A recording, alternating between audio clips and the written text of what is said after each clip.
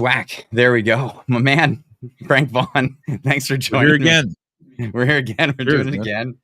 Man, I love this because it's a Friday night, and this is the community stream night. So, folks, we will be paying attention to the chat tonight. This is the heavy focus of what it is that we do on Friday nights. So just because I have a guest, don't think that we're not going to be addressing the things that you have to say. There will be, it'll get heated all over the place, but we'll see how we can manage between the two things. You've been hard hitting it this past 2 weeks, I want to say. I think it's been with, are we talking Epstein? Because that's been 7 videos or so. Maybe it's more. Maybe it's more.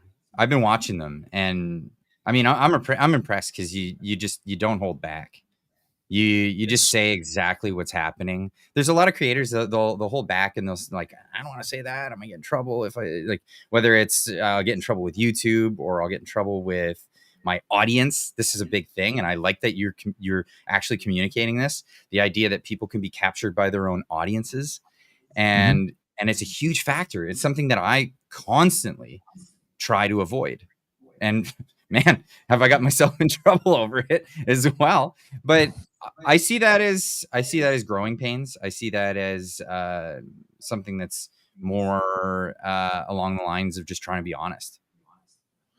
Well, if you have an opinion and your opinion comes from yourself and you're not catering to your audience, there's always going to be some turnover. There's going to be peaks and valleys, and over the course of time, it tends to even out.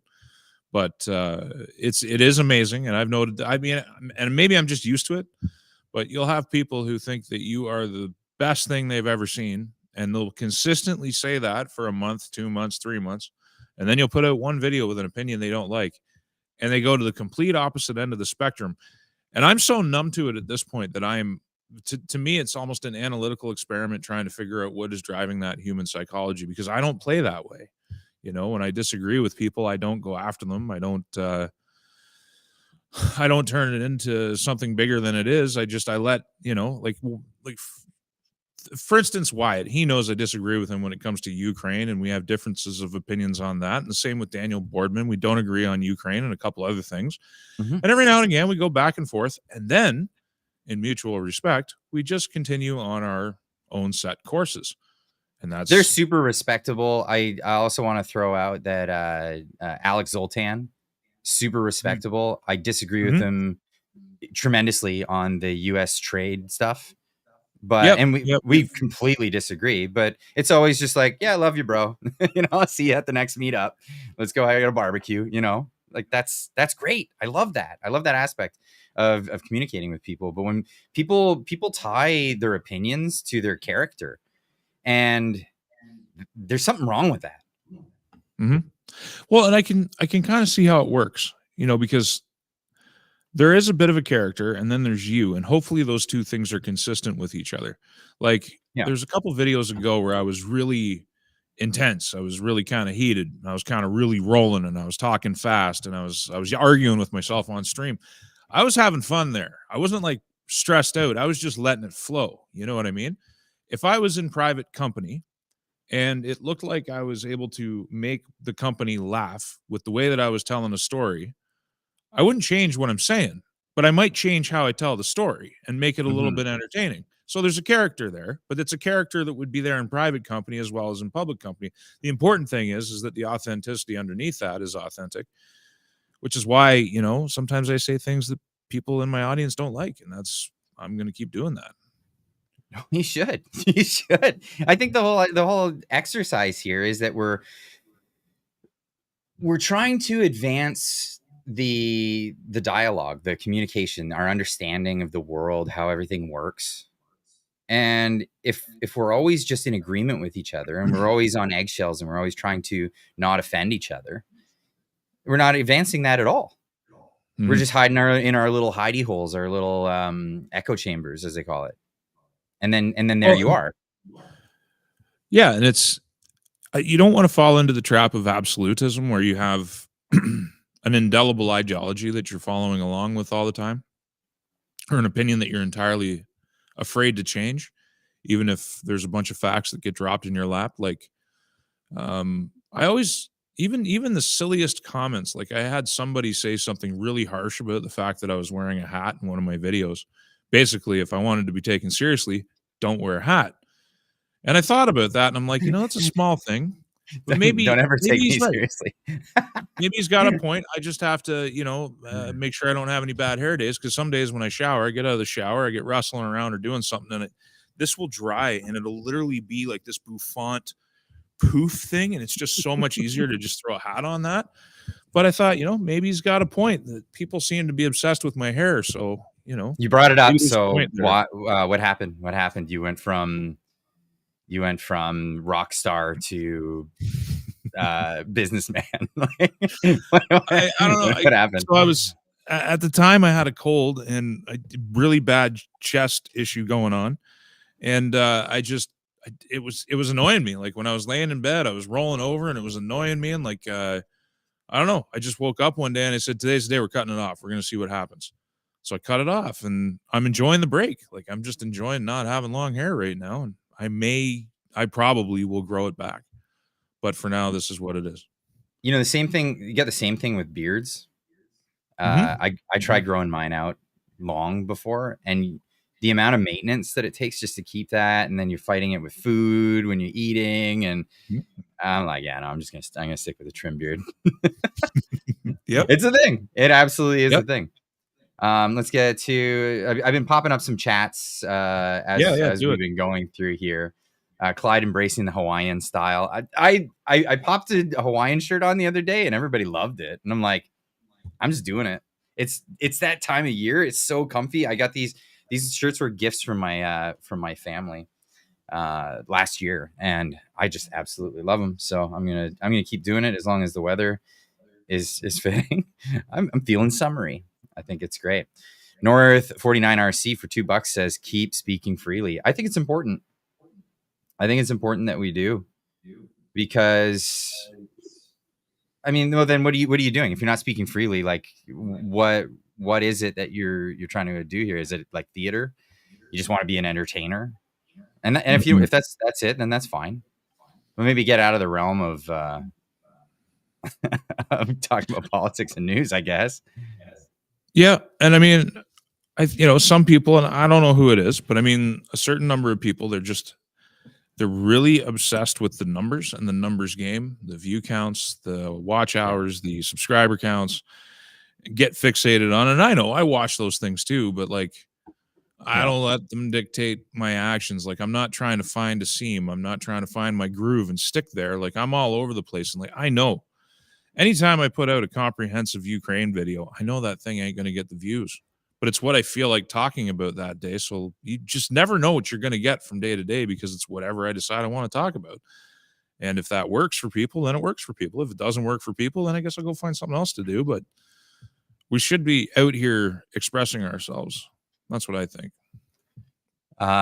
Jim Jam saying Sunshine Baby is observed lately. Yeah, he gets a few views. He's killing it. He's killing it. I think he's had some base takes lately.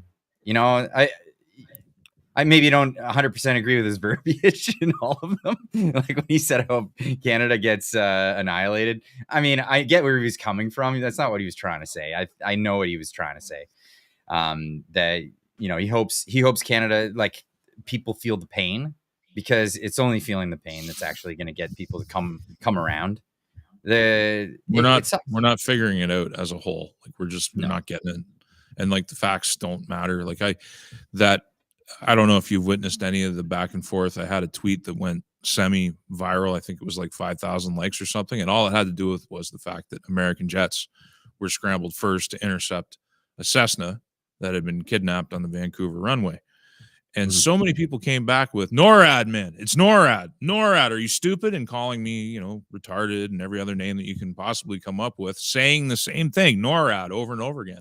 Yeah, but NORAD's just an agreement. That doesn't mean, like, so if it doesn't detract from the point at all. It doesn't. Yeah, we didn't have any jets to put in the air. Like we have nothing. We had Cold Lake, Alberta, so we cannot effectively, and this was the point I was making, we cannot respond to a threat posed by a Cessna or balloons 2023, when we had balloons flying over the place, we had the Americans taking care of that. My point is, COMEX is right there. I think it's COMEX, the airbase. There's no jets there. So we can't protect one of our metropolitan centers. We're relying on the United States. And they say, but NORAD. And I'm like, what is NORAD? It's where we share a bunch of 1950s, slightly upgraded in 1980 radar technology, and the Americans do all the work. That's pretty much NORAD. There isn't much airspace that they're not involved in. And it doesn't detract from the point anyway that we, in an era where we're supposed to be past the close integrated relationship and we're not friends with America anymore, we're still relying on them for defense. And we will effectively be for a long time in the future because we don't have any money. They've spent it all already. Like 94 billion is the deficit number that's the most recent. And that's before whatever welfare he's going to cut for the steel industry in the name of tariffs and whatever other spending they do. I bet you Mark Carney finishes north of 100 billion in his first term if we even get a budget before he's done. That's Canada. So, I mean, for whatever reason, the majority of people aren't figuring it out because the majority of people vote Liberal and NDP and Green. When you take those together, that's the country. That's the plurality of the mind. It's not grand. So there's a lot of people online that say that this is Trump's goal. It was the whole idea of getting Carney in was because they knew he would be just come in and it's plunder for him. Yeah, that's exactly what he's doing. 100%.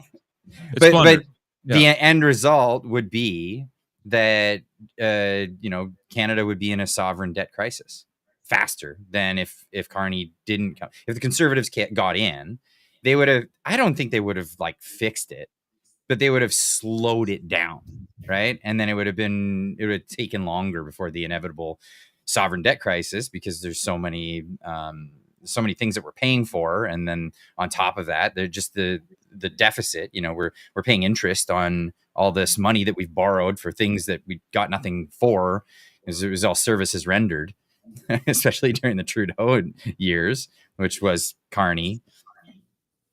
So yeah, he just slowed it down, and now I think Trump would be happier because now he's got so much more leverage. The more we dig ourselves into a hole, the quicker it'll be before the Americans can come in and say, all right, well, we'll just gobble you up. Like, how about we just take this territory, and how about we take that territory? Maybe help Alberta separate and basically balkanize the entire country.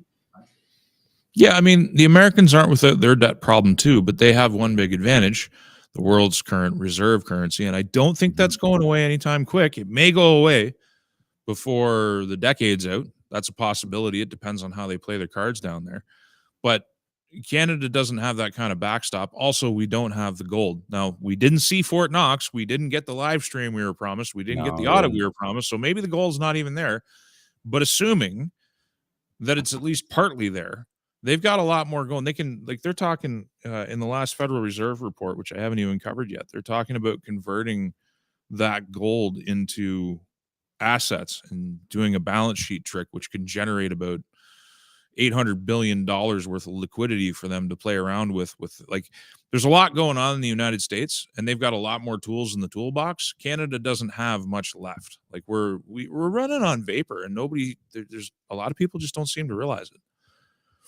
I don't know why, because it's painfully obvious. Like, you've seen the intros of my videos. I've been describing Canadian news as a snooze fest, even though it's not. It's terribly irritating, but it's it is a snooze fest. Come on, this is why I've actually slowed down.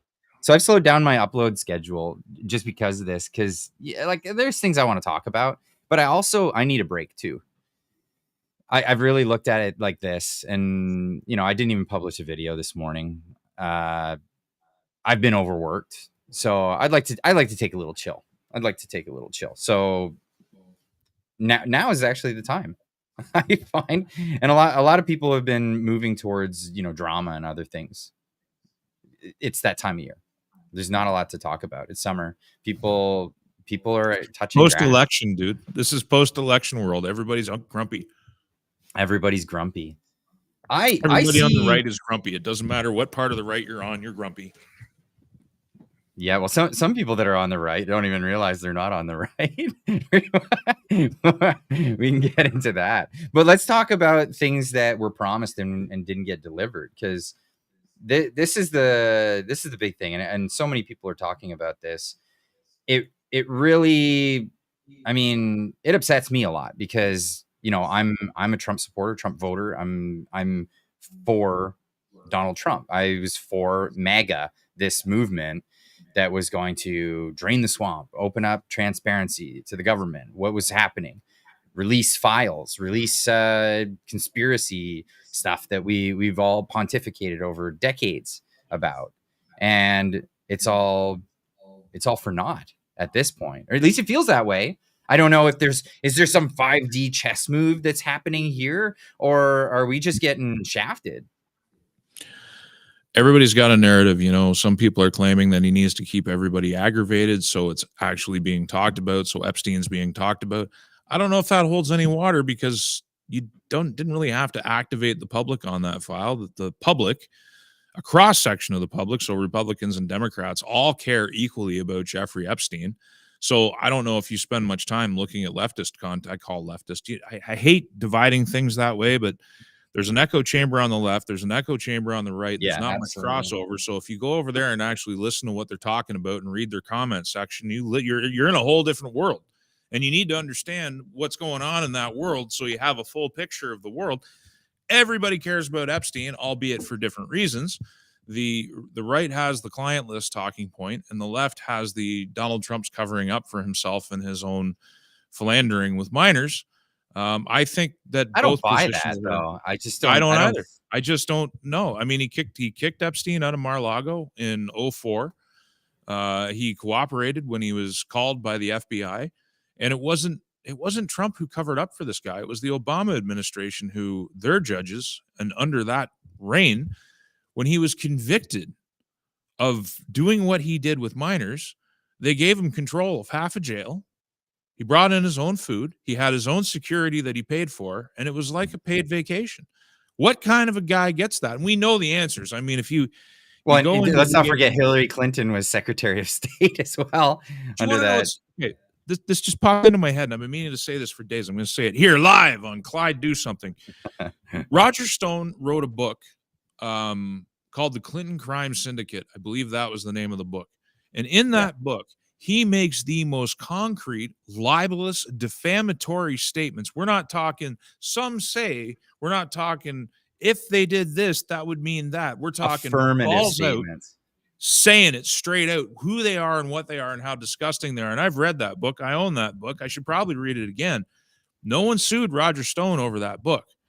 No one's ever sued anybody. There's a bunch of people who've written books about the Clintons, telling the truth about them, Epstein, the drugs, Arkansas, all the stuff that went down, all the different bodies that just turned up and people shoved in suitcases, shot multiple times, ruled a suicide by the coroner. I mean, we know all this stuff. And I think Trump knows all this stuff, or if he doesn't, Roger Stone was his campaign manager. Steve Bannon was his campaign manager. He knows these people.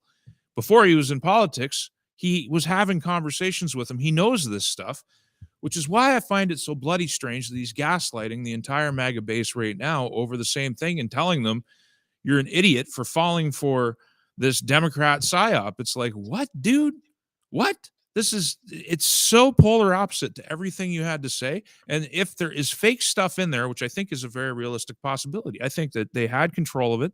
I think they've probably, like this WSJ thing, Wall Street Journal thing, where they're saying he sent him a letter and drew a naked picture.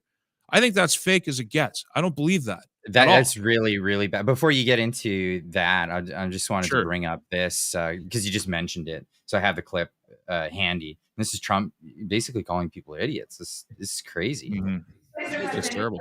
I know you want to move past all this intrigue over the Epstein files, but I do want to ask you to clarify something you said this morning. You said this was all a hoax. Has your attorney general told you this was a hoax? What evidence have you seen? No, it's not the attorney general. No, I know it's a hoax. It's started by Democrats. It's been run by the Democrats for 4 years. You had Christopher Wray and these characters and Comey before him. And it's a bad group. It started, actually, look at the Steele dossier that turned out to be a total hoax. The 51 agents, the intelligence, so-called intelligence agents, it was a hoax.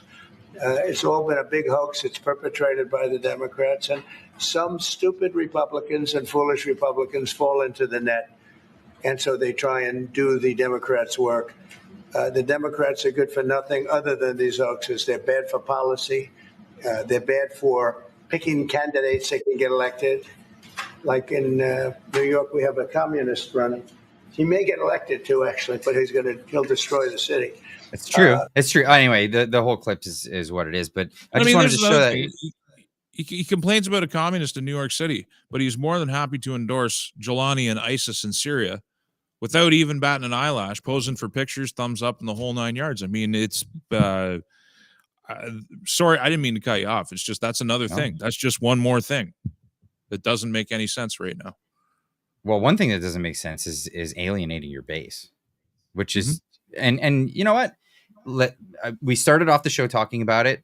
Don't have audience capture. Okay, fair. I actually preached not to do that, but he is alienating his base. This is too far, though. This isn't like targeting one person or one member. And I don't even like that. I don't like the way he turned on Musk, because Musk criticized the big, beautiful bill, which was big, but it wasn't very beautiful. Like, I mean, Musk just had genuine criticism that Trump should have been able to take. And instead he went personal first. And then they both went back and forth. And I mean, there's still fallout is still ongoing.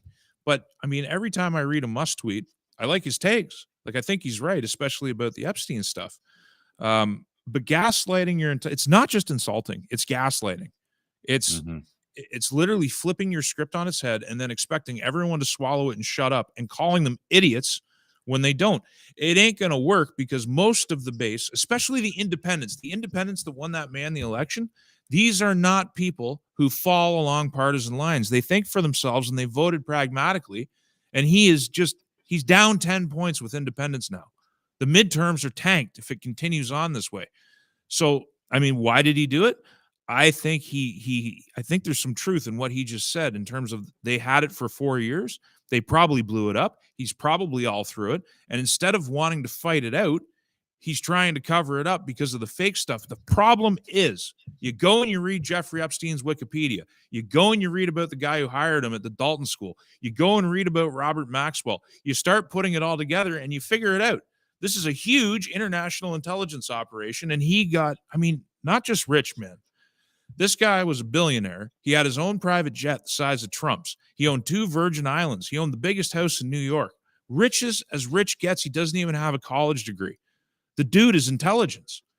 And so I think underneath all of this as well is, they're covering, the thing is being covered up to not expose just how bad things actually are. That's a problem. He was elected to expose the deep state. That's that's just a couple of my opinions on it. The thing's really bad. Like, it's really bad. So you're not wrong. Absolutely, you're not wrong. I'm going to pop this up. This is Dan Bongino before the election or during the election, and before he got a job with the FBI. This is him on Timcast talking about information that he got from a reliable source. About a year and a half after that, I'm in a green room at Fox, and I'm not going to say who because they didn't give me permission to share it, but the short story, but not who they are. It says, Epstein's an intelligence asset for people in the Middle East, right? I'm like, no, I didn't know that. I'm like, you sure of that? The person, let's say, is like, I'm absolutely sure of that he's either a witting or unwitting asset, intelligence asset, meaning his plane and that island, the cameras, there's a big assumption out there that these videotapes were exclusively in the custody of Epstein. That's a huge mistake. The reason they wanted this story to go away is because there's an assumption like, oh yeah, Epstein had him. No, he wasn't the only one who had him, according to this source.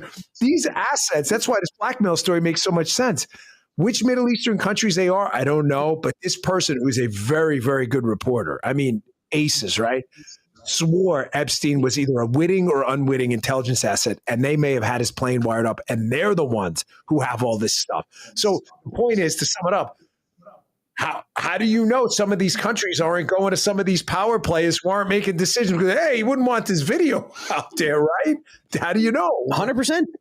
I mean, let's get That's huge. Like right away, that's massive. I think it's bigger than this though.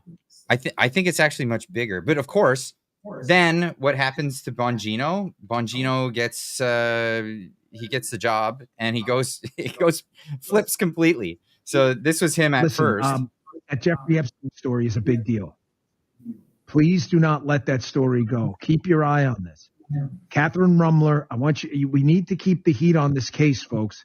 There are a lot of people who are knee deep in the Washington swamp who are not telling you the truth about serious allegations out there that Epstein may have had video and audio of people out there doing things they shouldn't have been doing. And you should be asking yourself the question, how is it that all these people, the CIA director, the Obama fixer, Bill Clinton, all intersected paths with Jeffrey Epstein? Jeffrey Epstein isn't with us anymore, and nobody seems to want to talk about it. Outside of a few entrepreneurial media outlets saying, hey, this is a big deal.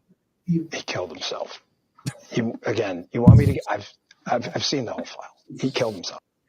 What? Listen, that Jeffrey Epstein. How does this happen? Like these people seem like very integral people. Like they wouldn't roll over. What makes them do this?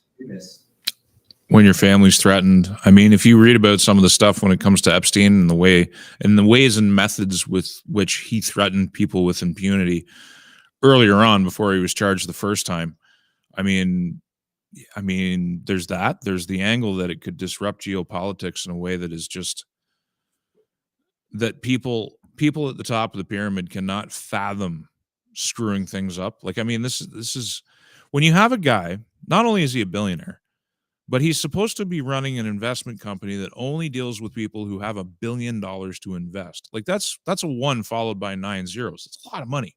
And you have to have that spare, ready liquid to invest. If you want to do that through a hedge fund, or you want to do that through Berkshire, or you want to do that through Brookfield, you have to structure that. You've got to structure your purchases. You've got to structure your entry into the market so that you don't artificially pump the market or crash the market or do all these things. Like there's a lot of procedure. There's a lot of paperwork. Oh, right. Because you could be charged with a crime of like trying to manipulate markets because you've got that much money. Right. So it's very strategic. Now, when it comes to Epstein, we only know of one client that he has, and there's very little paper trail for that client. All the other work he supposedly did, it's invisible. We don't know anything about it, and we can't find anything out about it. So this is what he's supposed to have done to make his billions of dollars. Now, if he made billions of dollars, that means how much profit did he have to make for his clients in order for his percentage to add up to that much money? It doesn't make any sensible sense. That's why even Wikipedia, notorious for falsifying history, has a lengthy and beautiful Epstein page with all the references and links. Because, of all the things that people care about, the selling into servitude of minors for the kind of depravity that was going on to the elites, people care about that. Like people across the board care about that. It's something we can all kind of agree on. Even felons, when you go to jail, there's criminal justice for that sort of thing, because we all agree that it's abhorrent in society. And here's this guy able to get away with it, able to get a light jail sentence where he owns the jail, brings in his own food, all the things that I've highlighted, able to get out of jail, reestablish himself in business, go to Israel, found a company invest in big in a company that Ehud Barak, the former Israeli prime minister, runs the company. And he's photographed during an election, seen going into Epstein's place with 4 young women in tow.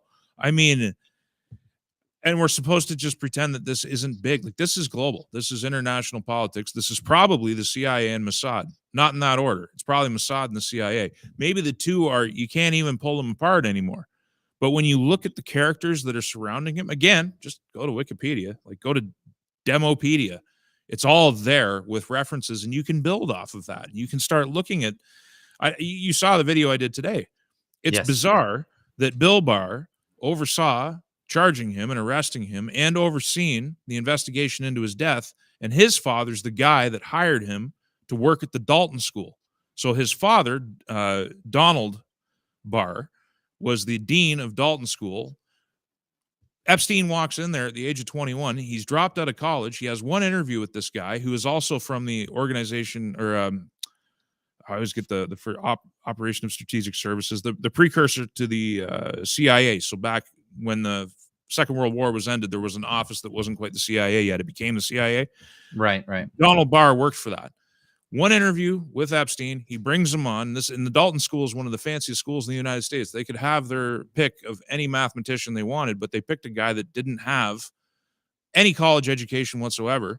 They bring him in. He starts leering at the teenage girls. He starts doing all this stuff, and he gets fired and then goes to work for Bear Stearns and ends up becoming a limited partner in Bear Stearns, where he defrauds and commits a crime, which he's guilty of. He leaves there, starts his finance firm, and succeeds in that. It just goes on unbelievably, and you kind of have to dig into the whole story.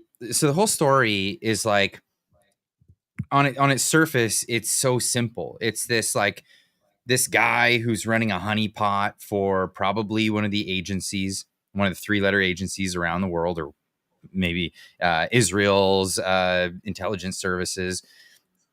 But then you start finding out more things, and then it gets deeper and more nefarious.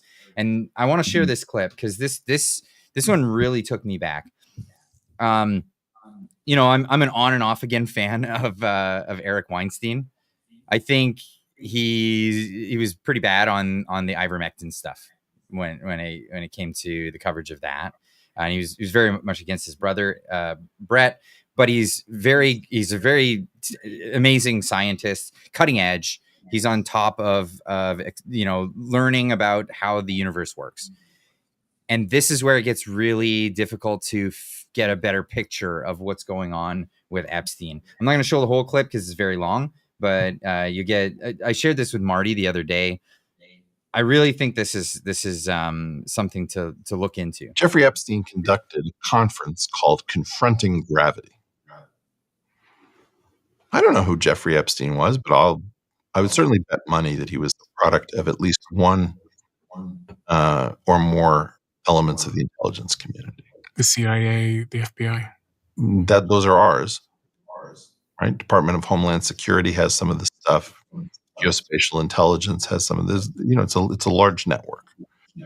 I'm talking about people like David Grush.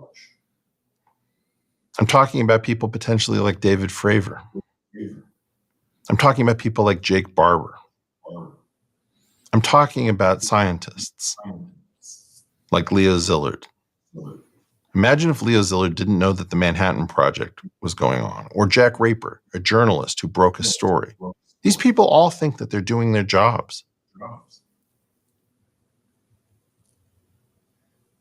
I desperately want to know why Jeffrey Epstein knew so much about my work. And I want to know why he was connected to my graduate program. I was in the Harvard mathematics department. Jeffrey Epstein was absolutely connected to the Harvard math department. I want to know why. How was he connected to that department? You're pushing me to say things I'm not going to say. But he's one of those interviews. Eric Weinstein is he'll tell you what he wants to tell you. So basically, what he gets into is this concept that Jeffrey Epstein was not just a honeypot guy. He was not just getting people to do bad deeds with minors and document that. That was only part of his operation. That it was actually a much more sophisticated operation, and he was not a particularly clever guy, right? He was a failed math professor and not a very good financier, but apparently he made billions of dollars and ran all of these programs. It at the end of the day, what I'm saying is the more we learn about it, the more questions we end up having, because it becomes a bigger and bigger and bigger story all the time. And I'm wondering, what did Trump learn? And is it something that he learned about this that made him say, we gotta keep this one secret? I mean, so if you're going to try and ideologically capture a country for your own purposes, because the CIA and Mossad have their own purposes. Any intelligence agency, if it's allowed to grow by itself, just like the CIA has, becomes its own government. And any civilian administration that comes along that's inconvenient, they just have to outweight it. They don't lose their jobs. They get to continue on. If you want to so capture a society, you don't just blackmail the politicians, but you have to blackmail the intelligentsia.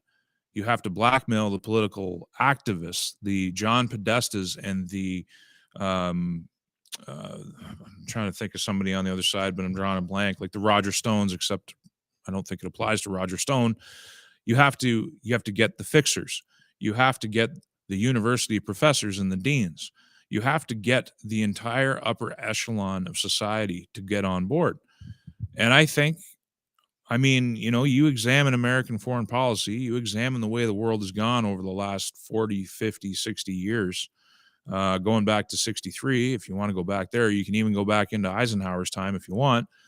But things really changed in America and started moving in a different direction, particularly after 1963, when I think the intelligence community pretty much took over the United States and guided, and the civilian government is an adjunct. You know, like I like the Constitution, but I don't think the Constitution protects you from the CIA or the NSA when they decide that your number's up and you're a little bit too inconvenient. Was it Schumer that said that if you mess with the intelligence community, they've got 5 ways from Sunday to get back at you? Yeah, like that. That's crazy. That's crazy that that's allowed to exist, and they know it. I mean, all you got to do is you just got to look up controversies that the CIA was involved in. You look at the Church Commission, and you look at the times that it's actually been opened up and looked at somewhat forensically. All the horrors that exist in the human heart come pouring out of their activities. Drug sales, gun trafficking, human smuggling. They've been engaged in it all, and honestly, it's never stopped. It's ongoing to today. I'm sure it's ongoing to today. So when you get into how thoroughly compromised, I mean, man, it's not just Epstein. There's so many other controversies just like that involving the perverse proclivities of the political class and fixers who get them. Like Diddy's another one that's just kind of disappeared under the radar. But you can go back through each decade and you can find names. Jimmy Savile. There's so much of it. It's so thorough that I think the cover-up of Jeffrey Epstein could be explained by it just being so disruptive to things that are ongoing right now. And if they did have it for 4 years, because people have always said, why didn't they release it when they could have hurt Trump with it in 2016 or 2020? They would have done it already. And my answer to that is not if they weren't ready to do it. Because if everybody's compromised except for the president, if the evidence shows that he's not compromised, but everybody else is, the Democrats go down, the Republicans go down, the intelligentsia goes down, your journalists go down. Think about all the controversies that have gone on with journalists. I mean, who is that guy? I think he worked at NBC. He had the lock button underneath his desk. Lester Holt. Was it Lester Holt? Was that his name? I don't recall which one. I thought you were referring to Jake Tapper. Well, no, there's more. There's so much of it. It's such a common theme at the highest echelons of society to have these different these proclivities and this, you know, like. So just so the audience knows what we're talking about, I want to put this out there. So I forget which guy it was, but it was one of the main anchor guys, and for the longest time in his office, he actually had a button under his desk that would lock the door behind somebody as they would come in so that they couldn't get out of the room. And like, it's out of a comic book, right? He had a revolving bookcase that would turn around. It had sex toys and drugs. Yep. Legitimately, that was something that actually happened in his office. And people knew about it, and they just let it go for the longest time. That's insane. Somebody's saying Matt Lauer. Is that who that was? That's another one. There's so many of them. I mean, the casting couch is a meme because of reality. Oprah Winfrey. Well, I mean, there's somebody who did her time, right? Like, you might notice that certain bands and certain stars, they come and go and you don't see them anymore. They make some hits and then they disappear. And the reason they disappear is they don't go along. So they're not pushed. Every single famous person that you know of has been pushed, hand selected and pushed. The internet's a little bit more organic. So you have to take from the honeypot in order to get That's success. Right. If you're not compromised, then they don't want you. The more morally compromised you are, the easier you are to feed and control, because you have a legal structure that condemns you. But as long as you're cooperating, you're immune from the legal structure and everything goes nice and smooth if you play your hand smart, at least. And I really think it's that big. All the evidence, like people would say that it's conspiracy. And I'm like, you know what? Let me just sit down with you and lay out the facts. Let's have a conversation where we don't call each other's name. I'm just going to tell you stuff that we know historically has happened and we have the records. And you tell me. It's like the other day I made that video and I was highlighting how in the city of London for the last 500 years, they raised these pagan effigies to Gog Magog and they marched down the street in this parade. And I just thought I'd throw that in there. What? These are Gog and Magog. If you're at all familiar with the Bible, these are the princes that are going to war at the end times in Armageddon, and they are the false idols. And there's a whole thing. It doesn't really matter to get into it, but it's like very clearly Gog and Magog are these characters. The city of London, which you probably know this already, but there's the city of London, and then there's London itself. The city is at the core of London. It's a whole different jurisdiction. It's its own thing. It's separate from the England. It's separate from London. It's governed by as its own entity. I did not know that. It's like Rome. That's the capital of finance in the world. Everything emanates from there. The Bank of International Settlements, all your central banking system. The Bank of England is there. The City of London is its own separate thing. Or like the Vatican. London, so it's similar to the Vatican. That's right. It's within England, but it's its own separate thing. And every year they have what's called the Lord Mayor's Show. And the head procession of the Lord Mayor's Show are these statues, or these Wiccan statues or effigies of Gog and Magog. They're the guardians of the city of London, and their faces are all over the architecture everywhere in the city of London. And it's like, you talk about it and people are like, oh, you're crazy. And I'm like, dude, I'm just telling you what is. Have I said anything about what it means? At this point, I'm just telling you what they do. So how can I be crazy if I'm just telling you what they do? And so when you start putting together what they actually, like Bohemian Grove. Bohemian Grove is a real thing. It a real place, man. It's not a conspiracy theory. It happened. So there was actually leaked tape of Nixon talking about going to Bohemian Grove. Nixon and Reagan were there together and became presidents back to back. Like they were there together. There's a photograph of them being at Bohemian Grove, becoming presidents. Becoming presidents of the United States. But becoming presidents, yeah. So the leaked tape from Nixon was him saying like, "Yeah, I went to that thing. It was really gay." Yeah, he was like, "I didn't like it. I didn't want to go back." It's a real thing where they have a big owl effigy. And then there's a ceremony and it's like robed ceremony. It's like Eyes Wide Shut kind of stuff. It's really, really weird. I had an old friend, a very old man. He's gone now. He was in his 80s when we formed our friendship. And he used to buy plants off me. And he was a very prominent individual in the city of Toronto. And by prominent, I just mean he was well respected. He was known in his field. He was very actively involved in the community. He owned some of the very unique homes that are in Toronto, some of the most interesting features and whatever. He was just a man about town in the social life.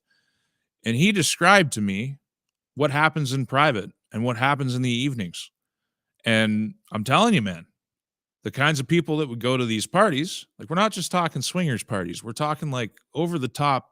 Those are weird enough as it is. It is. To me, it's weird. I don't really want anything to do with it. If I was invited, I'd say thanks, but no, thank you. I'm thanks, good. But no thanks. I got enough going for me. But this stuff happens. Like it's not some kind of crazy conspiracy theory. There's a lot going on in the world, and often they're showing you. I mean, the Olympics opening ceremony, they're showing you. They got a little kid. And then they got a dude, like they got all these people dressed in drag, and then they got a guy with his nutsack literally hanging out, standing behind a little kid that they got dressed up, and they're mocking the Last Supper. I mean, they're showing you. I'm not making that up. That happened. That was like the opening ceremony of the Olympics. I mean, and I'm just telling you what they did. And they can gaslight you all they want, like the president's gaslighting us about Jeffrey Epstein right now, but it doesn't change who Jeffrey is. It doesn't change what they do. And there's some stuff you can infer from that, you know, like they're not mom and pop people. They're not monogamous couples having kids and generating families. Like they have a different set of purposes that they serve, and that's clear.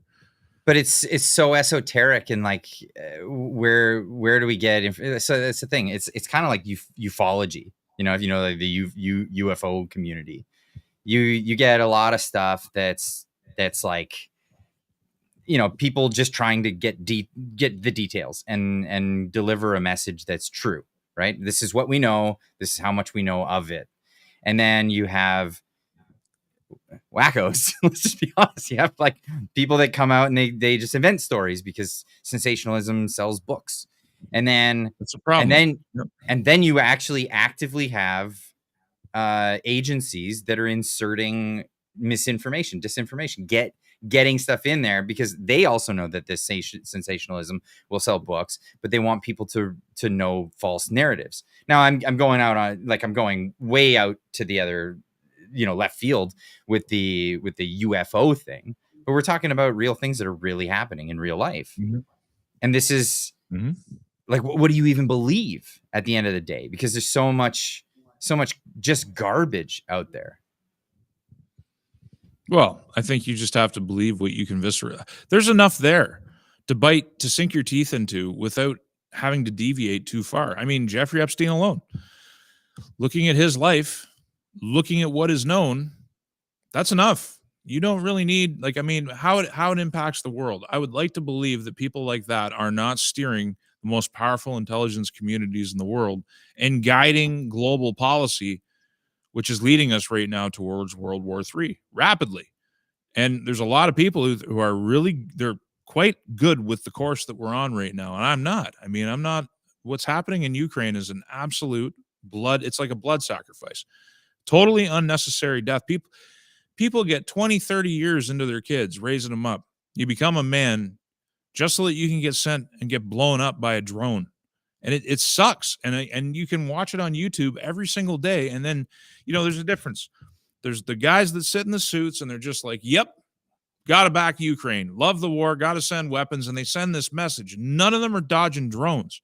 And then there's the other side of the Ukraine war, which you're not allowed to see because everything's so sanitized. You can go look for it and find it, but you're not going to see it on CBC.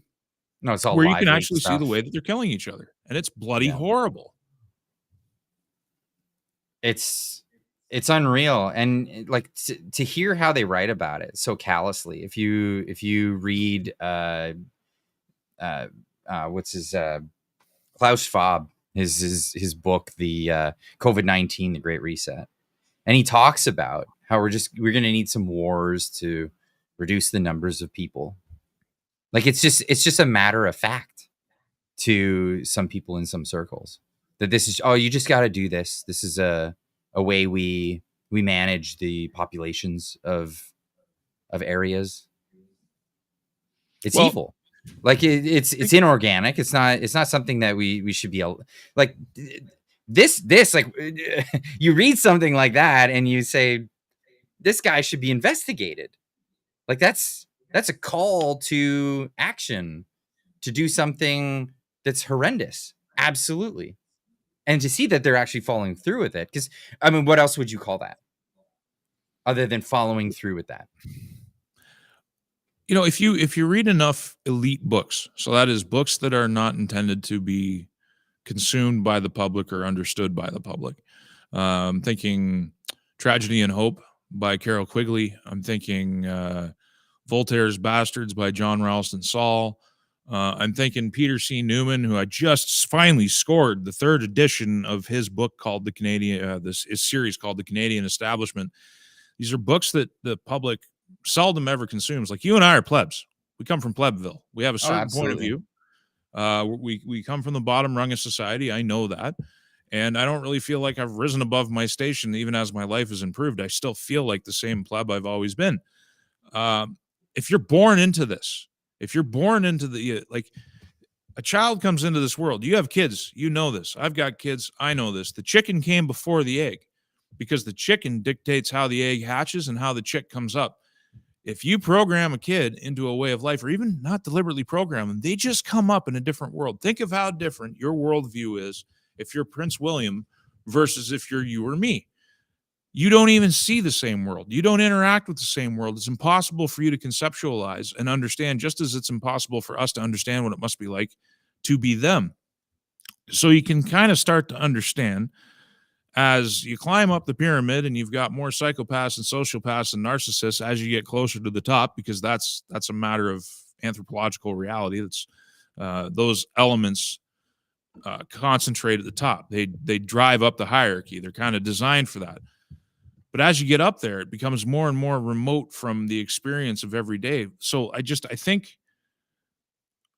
people underestimate how we're viewed by the managers.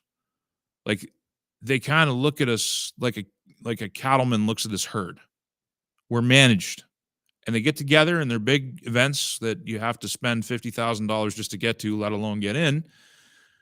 And they talk about how we're going to be managed, because that's their point of view. The stewards of humanity, however screwed up it actually is, I think that's how they see themselves. I'm just speculating here, but and there has to be an explanation for how people quickly become just numbers on a spreadsheet. And for lack of a better term, they fuck it up every time. Sure, they do. So if you look throughout history, the most prosperous times have come about from when they were beaten down and people had the most amount of liberty. Like the plebs, the plebeians, like all of us, that had the most amount of liberty and economic mobility, the ability to make our own decisions, manifest our own destinies. That's when the most, not only prosperity has come about, but the most technology has advanced. The way of life, even for those, that ruling class, has gone tremendously up because of it. Information becomes more accessible because of these things. Like, was the printing press invented by an aristocrat? Was the cell phone invented by an aristocrat? No, you get to those echelons by making these things. Famously, all the Silicon Valley thing, it all came out of people's garages, middle class people.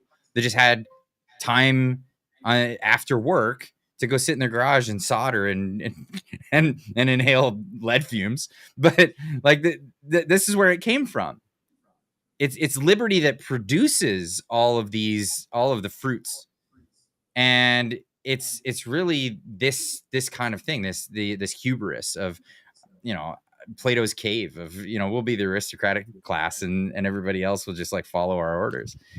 That's what leads to all, like the downfall of all of this, and it becomes this cycle. It's crazy. The cycle just continues until the guillotines come out, and I don't want that to happen. I'd like to break that cycle. I think so. It's interesting, the word aristocracy and aristocrat, how different our aristocrats are from the aristocrats that reigned even 250 or 300 years ago in most places. The vast majority of people have more access to resources than kings did 300 years ago. Think about absolutely Louis XIV. He had Versailles. He had this big palace, the Hall of Mirrors and everything else. He had 16 dishes were prepared for him per meal. And so he picked which one he was.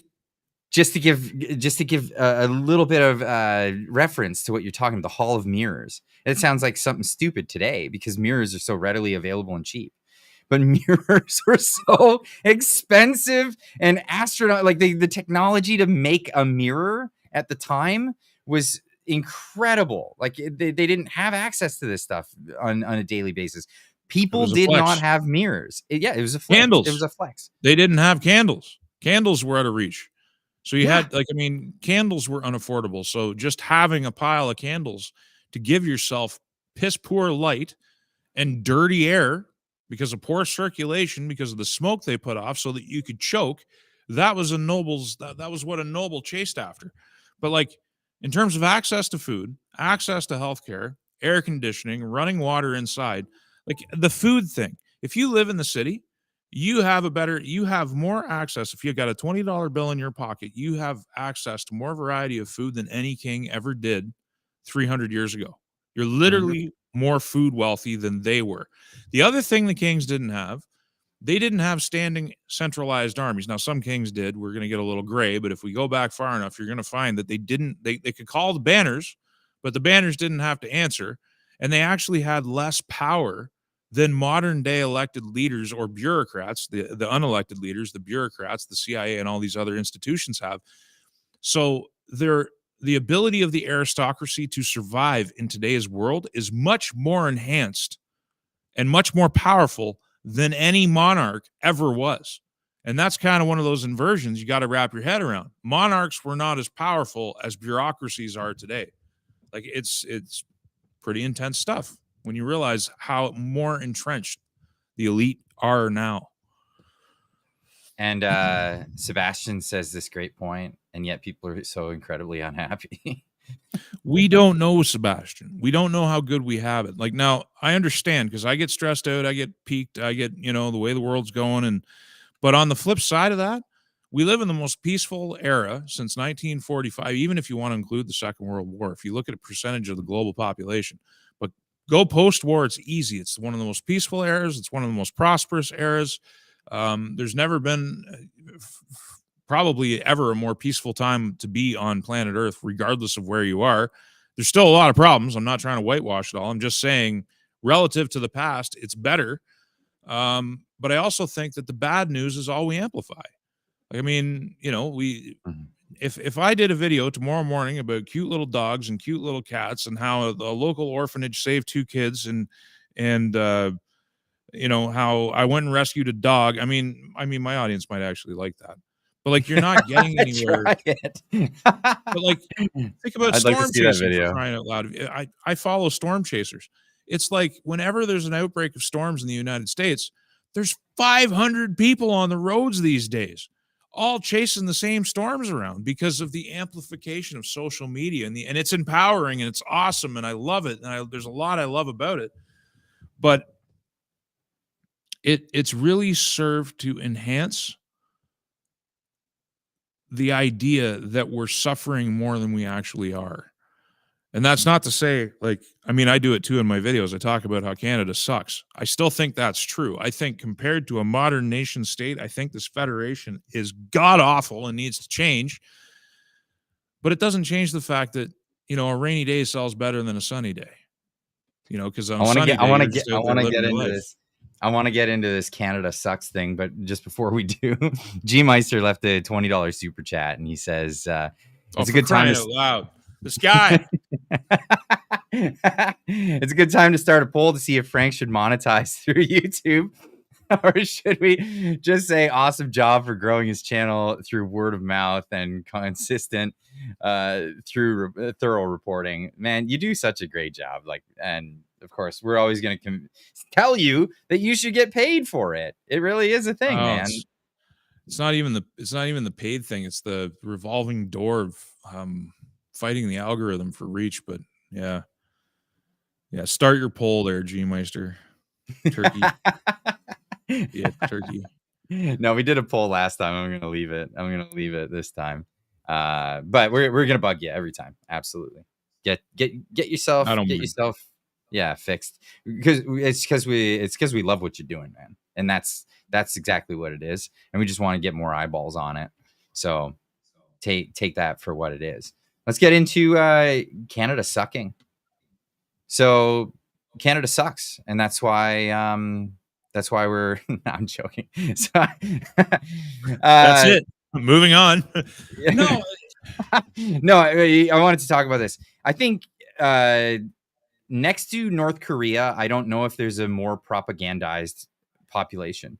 Even in communist China, they all know that it's the state, and they know this crap.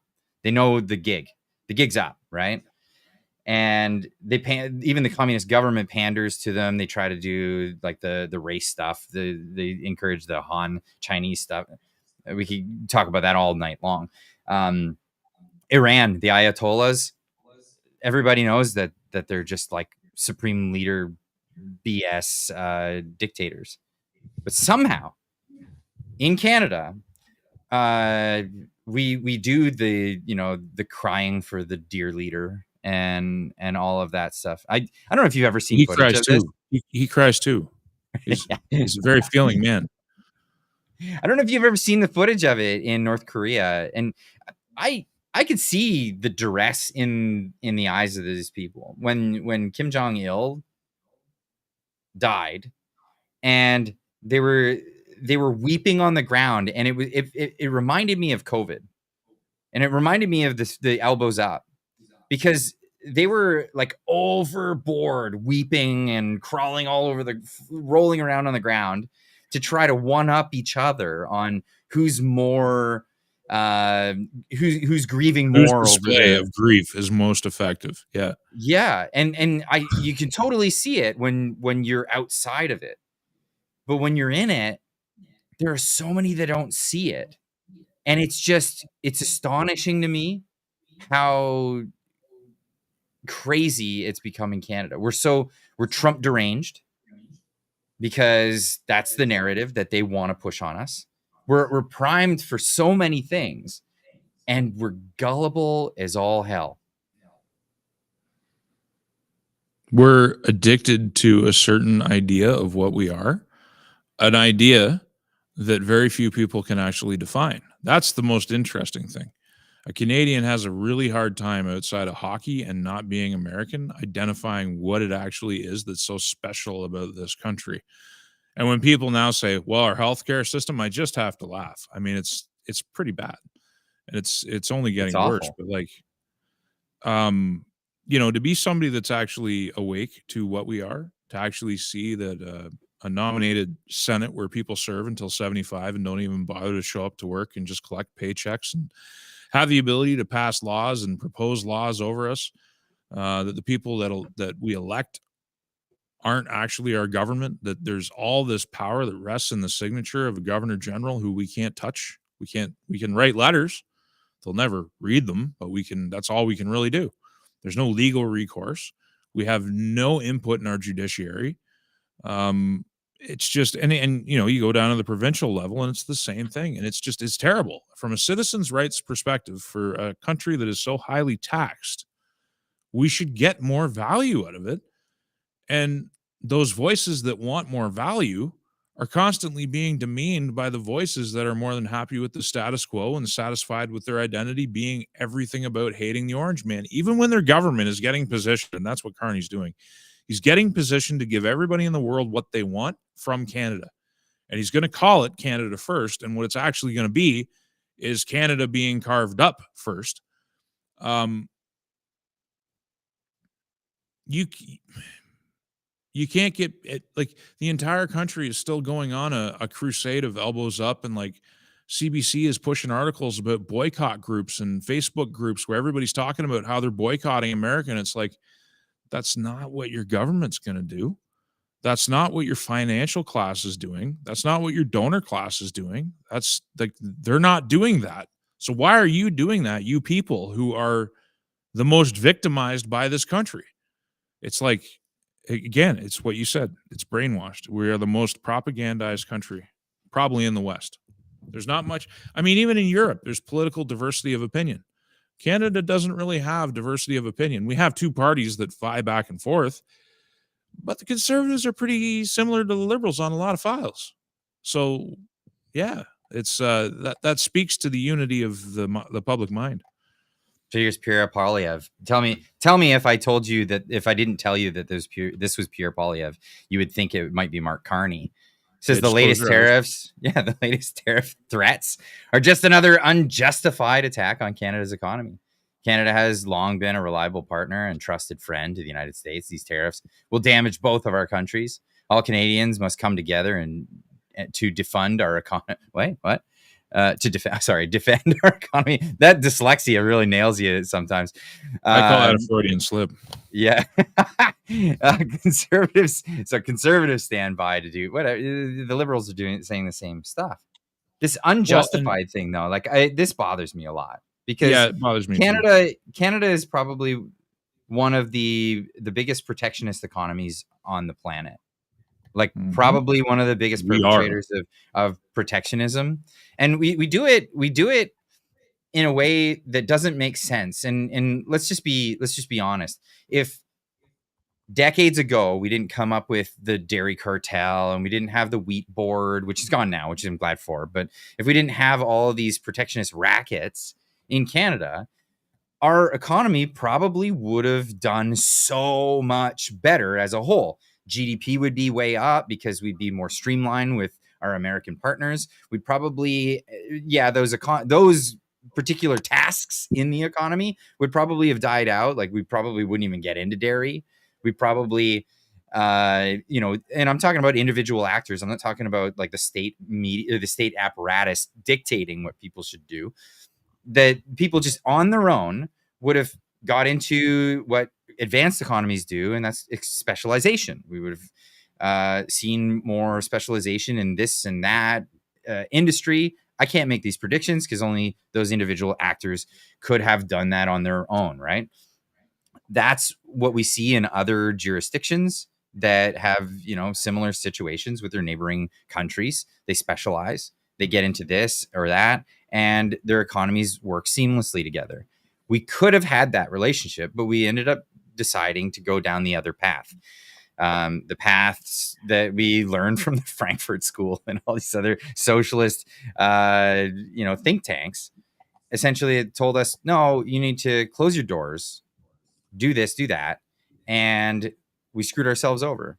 And now we're trying to hold a semblance of that when the orange man says, we no longer accept this as behavior between the two countries. We want to trade. We want access to your economy. If we don't get access to your economy, we'll be reciprocal in not giving you access to our economy. Is that unfair to say?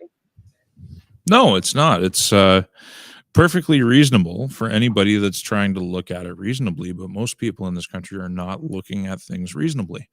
They're feeling their way through things, and they don't, honestly, a lot of people just don't, whether they choose to not have time or they actually don't have time, they just don't want to engage with politics and actual understanding of how things work. It's too complicated. They want to have their dinners. They want to go to the pub and have their wine. They want to watch sports ball.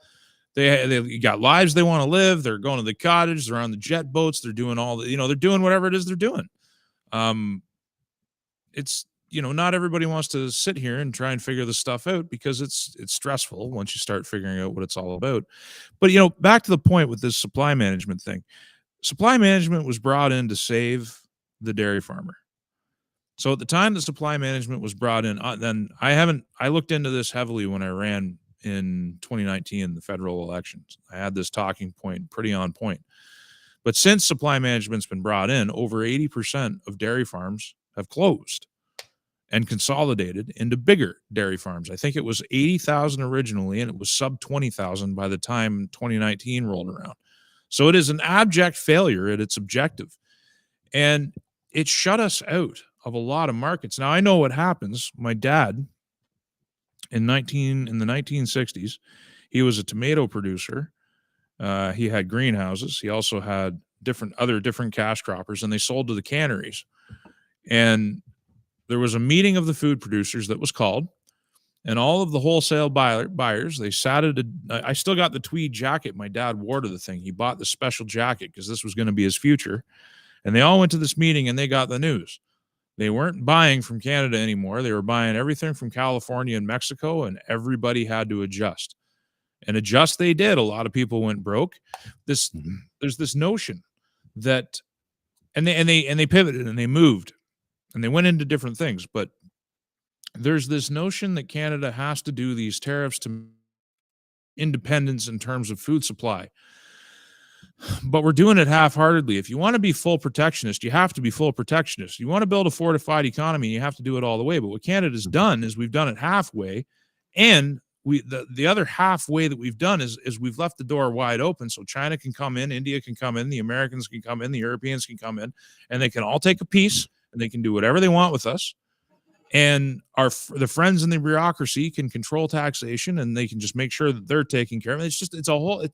We just love cartels in this country, and we're not any stronger for it. So like the cartels we've picked haven't been thorough enough. Like if you want to go that way, you have to go all the way. You have to be a mercantilist society. So we play with free trade. I love this. So most people don't know of the mercantilist age, right? So why am I blanking on him? Smith, the invisible hand guy. Was it Joseph Smith? No. Anyway, Smith from Scotland, the invisible hand guy was the first to come up with this idea of, kind of a laissez-faire capitalism sort of thing. It branched from him. Adam Smith. There we go. Thank you, chat. Appreciate that. So Adam Smith came about during the mercantilist age. And it was all these countries that were trying to protect their own industry by shutting off trade from other. Joseph Smith founded the Mormonism. My bad on that one. Yeah, different. Yeah, not magical underpants. Invisible hands. That's where we're going. So the invisible hand is the idea that this is the thing that guides opening up environments is the invisible hand is what guides people to want to be good and trade with each other. But then the opposite was this mercantilism. And at the time, everybody shut down. And there was a perfect opportunity for everyone to be very successful and have all these new goods come in that the markets had never seen before. But yet everyone was afraid of dude, this is the original, they took our jobs stuff, right? It was the original time. And it became well known as the time that countries unwittingly and unknowingly destroyed their own economic prosperity because they didn't understand the concept yet. And then it took economic theories to open this idea up that the more you trade, the better. And yes, you'll lose certain industries because it becomes unnecessary, and we can get things cheaper, and those people would be better off doing other things. And yeah, it takes pain, it takes a little bit of adjustment, but at the end of the day, what ends up happening is everybody becomes more prosperous at the end. So I just wanted to share that's what mercantilism, and that's where that actually came from. Yeah, and I mean, we're just basically we have a couple places. Well, we have more than a couple places. We have a few places where we do mercantilism in Canada. And then we have other places where we're wide open to the most egregious excesses of the free market. And I don't think the two work well together. I think Canada is living proof that you got to do a lot better than we have, because 2.8 trillion in public debt, that's federal and provincial. That's not chump change. That's a big weight around all of us. And that's not including municipal debt and consumer debt trying to survive in this country. The deindustrialization, 30% of our GDP 40, 50 years ago was derived from manufacturing. And today I think we're around 10% now, might be 8%. And it's declining. It's only heading in one direction. So we don't make things anymore. And we have an extractive economy. So we have raw materials that we ship to the world, potash, oil, uranium, just to name a few. But we're not even doing that well, because now we have a bunch of elites that want to leave it all on the ground. A lot of it anyway. So that's another shot in the foot, the economic foot. And what are we going to replace it with? We do have a thriving, what would you call it, tech sector in terms of social media influencers and different tech startups and stuff like that. That is one bright spot. AI is a big thing that'll bring a lot of business, but it's not going to be a lot of jobs. Let's be honest. It's not going to save the country. AI is going to kill jobs. That's it. Hey, that's what AI is going to do. It's going to eliminate a lot of work for a lot of white collar people. Oh, data what I mean analysts. by AI is like the actual facilities where it's like data Right. centers. Yeah, They're your going to be electricians and largely, they're going to be largely unmanned. You'll Mhm. create jobs by building them, but once they're built, then those jobs go away. Yeah, but there's just going to be a lot in the thinking class, the white collar class, that just aren't going to have work. Voice actors, book readers, lawyers, real estate, data entry. Microsoft just laid off another 9,000, and they're saying it's about streamlining, and they got all this gobbledygook. In every article I read, not a single article, like every time you read a tech article, AI is in there. But when you read about tech layoffs, AI is never mentioned. And it's like, I'm thinking I'm seeing something missing here from the equation, because I think all the developers and the coders, those low end guys, they're getting replaced already by language models and by artificial intelligence. We're just getting started on that path. Like, I know guys, I was talking to a guy not long ago, and he was telling me how using Chat GPT, he was able to design his own apps without actually knowing how to code, and it enabled him to be a much better day trader, and he was making more money, and he just eliminated, like, we're just at the start. Like, we haven't even scratched the surface on where this is going to go, and I think it's going to go there quite quickly in the next 2 to 3 years. This is a funny chat. I'm glad I'm a coder and a developer. I should be safe. I hope. That's like on the end of that should be the word help. Yeah. Right. First hit is that, and I'm gonna sound like Mike Brew. God, that's got to be scary. Oh yeah, absolutely. And I'm what was it the journalist said to the coal miners? Learn to code. Learn to code. Yeah. How's that working out for you? Just go change that career path midstream. And if you what's this? 40%. Yeah. Electrician retiring in 8 years, 12% replacement, maybe in dullards. No time to train them. So I don't know if this is what you're talking about, Steve, but I was talking to a Red Seal electrician just before I got on this stream. And he was just saying how he supervises a crew of dozens of men who are electricians. And among them, there's a few that are as skilled as he is. And then there are varying grades of skill sets, and certain people just can't do certain jobs. And so there's certain individuals that can do those jobs. And there's a lot of variation in skills, even amongst the trades. So like, you got really sharp people capable of solving problems, and then you have less people lower on the totem pole that can do kind of rote labor. But that is an issue too.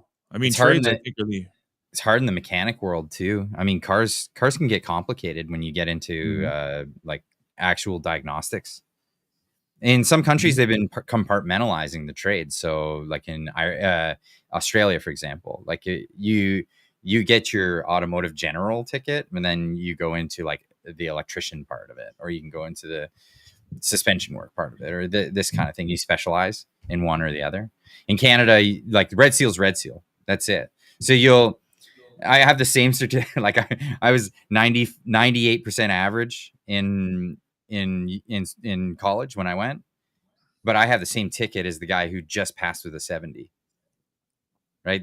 It's the same exact certificate. So yeah, there's a huge range. Absolutely. There's guys that they could do all of it. And then there's other guys that are like, yeah, don't give me those kinds of cars. Don't give me that.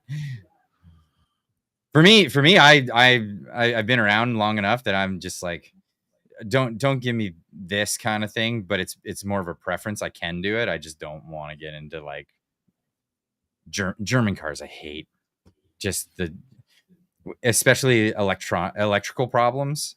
It's like line diagrams that Germans write. They can read them. It's just something, I don't know I can read them. It's just like, what a horrible way to write a diagram. Anyway, I digress. It's one of those things. But I'll sound like Mike Rowe here. Stop getting into white collar work, folks. Like, tell your kids as they're going to school, get into some sort of trade. And you don't have to be a grease monkey. You don't have to be this. I would suggest people get into tool and die. Like, I think tool and die is one of those things that is just suffering. There is not enough people in that trade. And with the manufacturing base coming back to North America, there's going to be such a huge demand for people in tool and die. There already is, and people can't get it. So where are they going to turn? They're going to turn to China to try to import those people. They're going to try to turn to India to import those people because they just aren't there. And you're wearing Or chili peppers there. Maybe do the vampire collar throwback. But yeah, I again, not trying to sound like Mike Rowe. I mean, I like Mike Rowe. I think he's fantastic. What he's doing is amazing. But get into the trades, encourage people to get into the trades. Because if you want to save the country, you want to save the nation, and you want it to be more, able to take care of itself, train people in the things that we want to bring back to the country. If we want a manufacturing base, we need to train people in the trades that are surrounded by manufacturing. That are this is what they do. We don't have them. There's a great video by Smarter Every Day. Do you follow that channel? I know it. I don't. So he did a video where he's come up with an idea. He wanted to make a barbecue brush that's not going to be wires and get caught in people's throats, right? Yeah. And that's a thing. 7 times a year in Canada.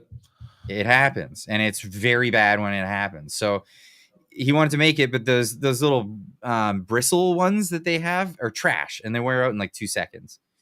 And he was like, I want to make one that it'll be the last one you ever buy because it's great and it's made in America. And he made it with chainmail, and so they came up with this great concept. But he's like, I want to source everything in America, and it became the biggest, most difficult thing to actually do. And the biggest problem that they ran into was just there's a lot of people willing to do the jobs, right? And there's a lot of people that are like, yeah, I'll labor for you. But do you have the expertise to do this? Can you do the tool and die?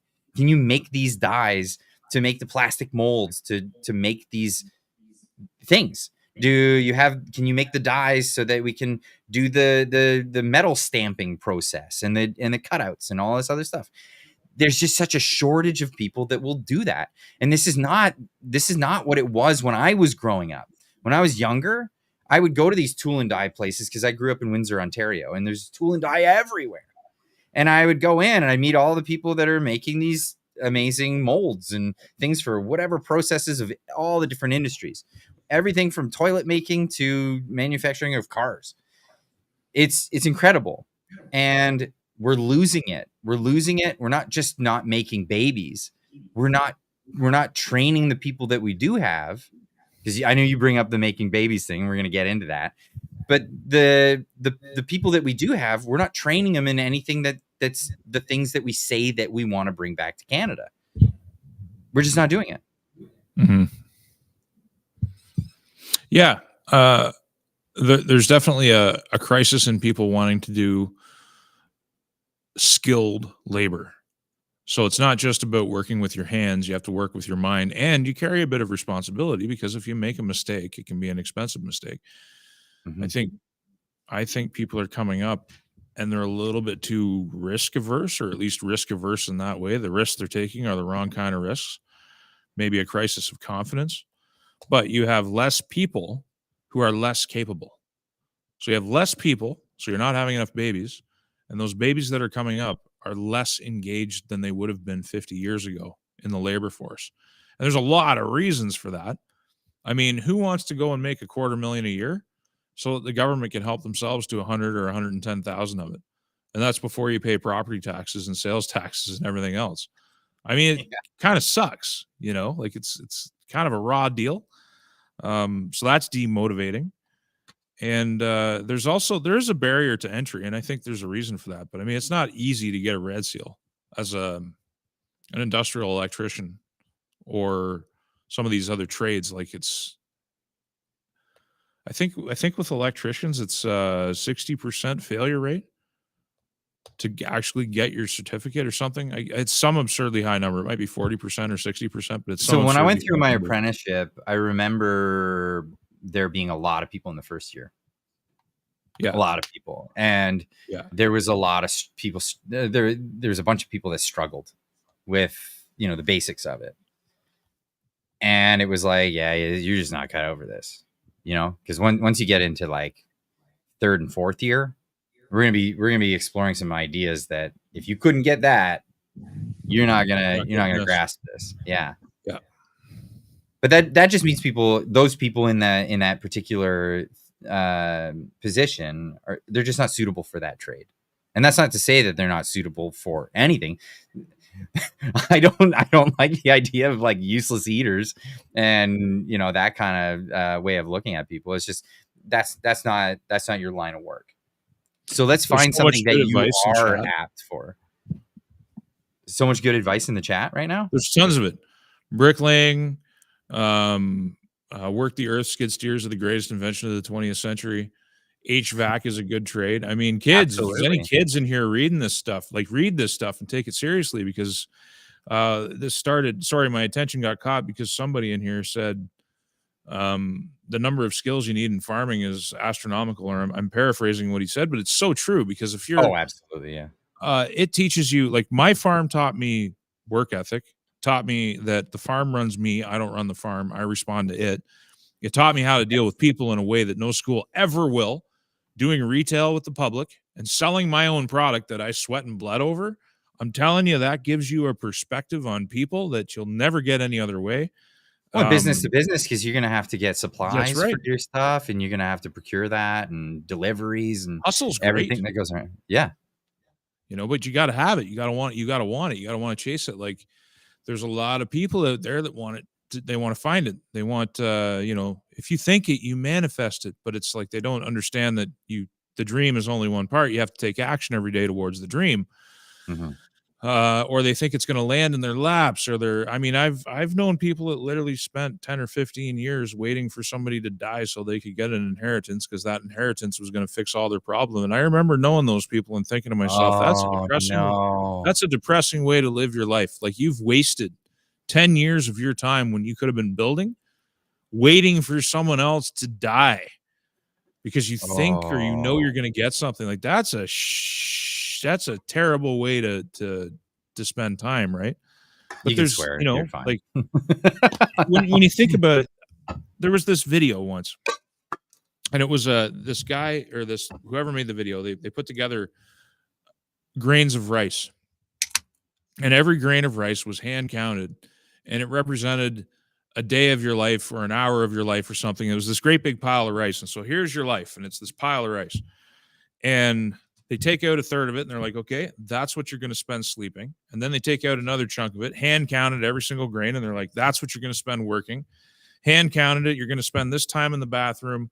You're going to spend this much time watching TV. You're going to spend this, that, and the other thing, And by the end of it all, you got this little tiny pile of rice, and this is what your life is actually made of. This is what you've got bonus. And wow. It was an incredible illustration that changed my life forever. That's when I stopped living for money and I started living for time. Now, you still need money. That's a problem. But, time is what means things to me, time to do things. But that same rice principle, if we can call it that, can be applied to the number of births that we have. So you have a diminishing pool of people, and then a certain amount of them are going to end up on welfare, because you just look at welfare rates. Like, people end up there. So they're going to end up on system support somehow. Mm-hmm. Or they're going to be otherwise removed from the economy, or they're going to be disengaged, or they're going to be idle, or they're going to be this, they're going to be that, they're going to be, they're going to be obsessed with safe spaces and very sensitive, soft people. They're going to go to university. They're going to spend a lot of money they don't have learning how to be a snowflake. And then they're going to get out in the real world and find it very stressful, and they're going to wall up inside of mom's basement. I'm not saying all of them, but I'm just saying a good percentage is going to fall by the wayside by some form of attrition. And then what you're left with, which is already greatly diminished to begin with, that's what's going to form all your trades. That's what's going to formulate all the base that rebuilds the country. And man, when you start thinking about how weak the Canadian Constitution, and I don't mean the document, I mean the Constitution of the Canadian people, or the Constitution of, even if you want to say it more broadly, Western people, there's a huge percentage that are removed from actively being involved in the building of things. That's a bit of an issue. You can make a lot of money building things because of that shortfall. Well, the world needs baristas.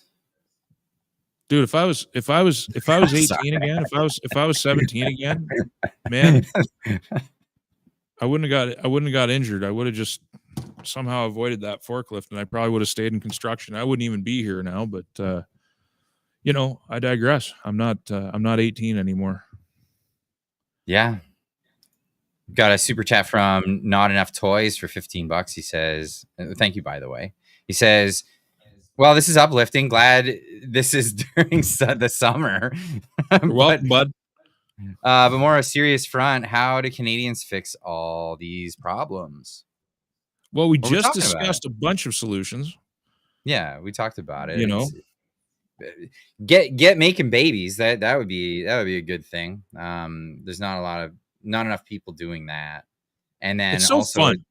guide your children into good careers that will not only benefit them but benefit society as a whole, like the direction that we want to move in.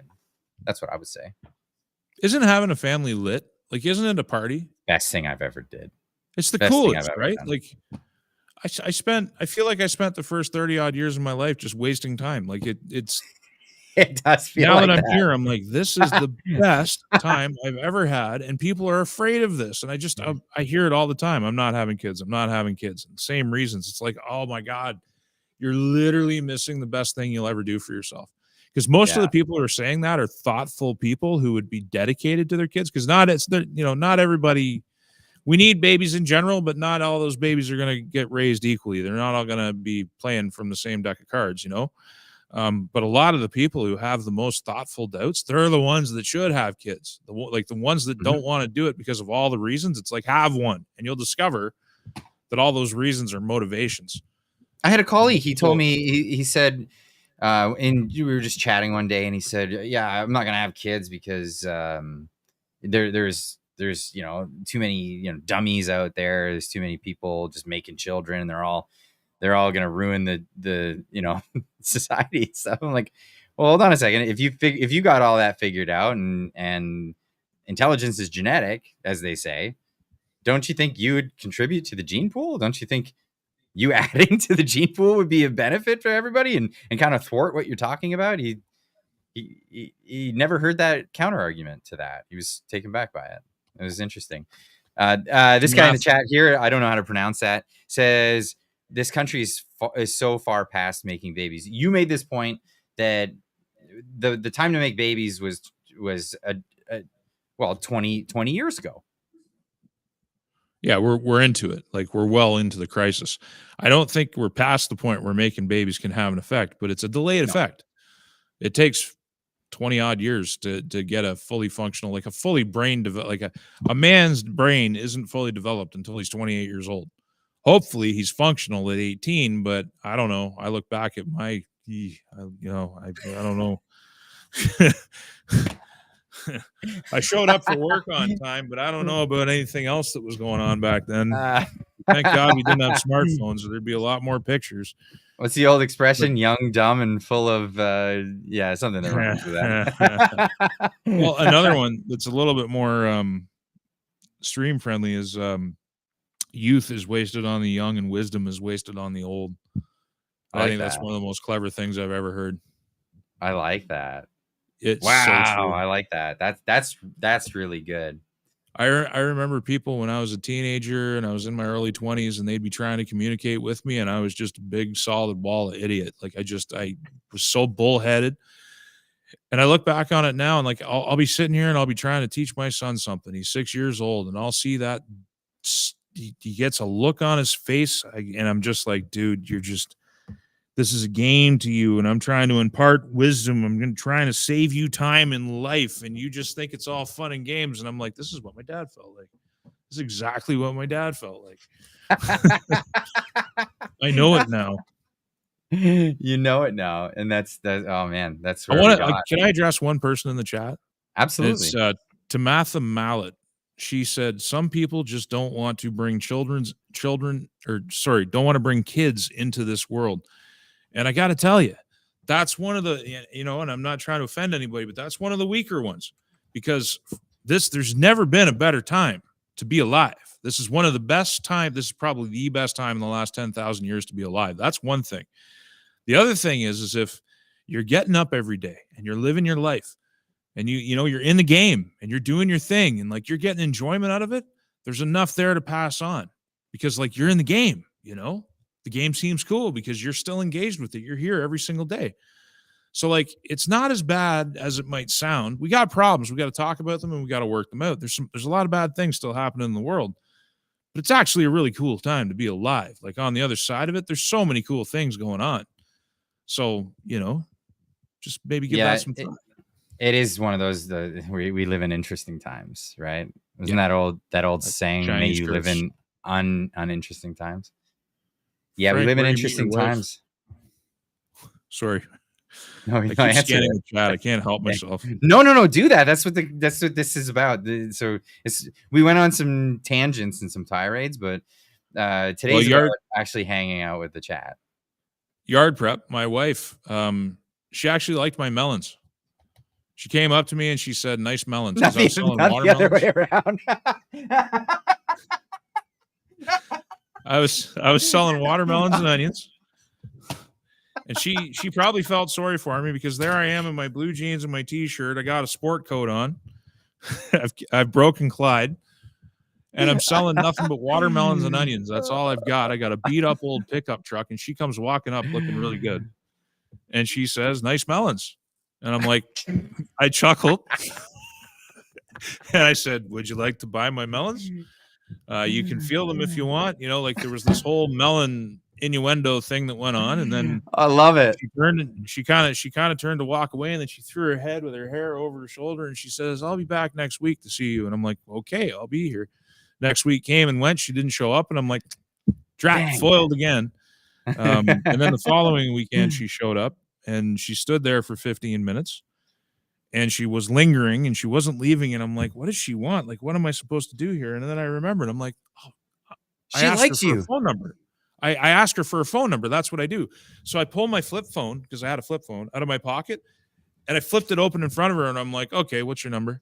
And I said it just like that. Like I was fitting her in the Rolodex. And then I'm like, oh my God, that came out so smarmy. Anyway, she got through it all.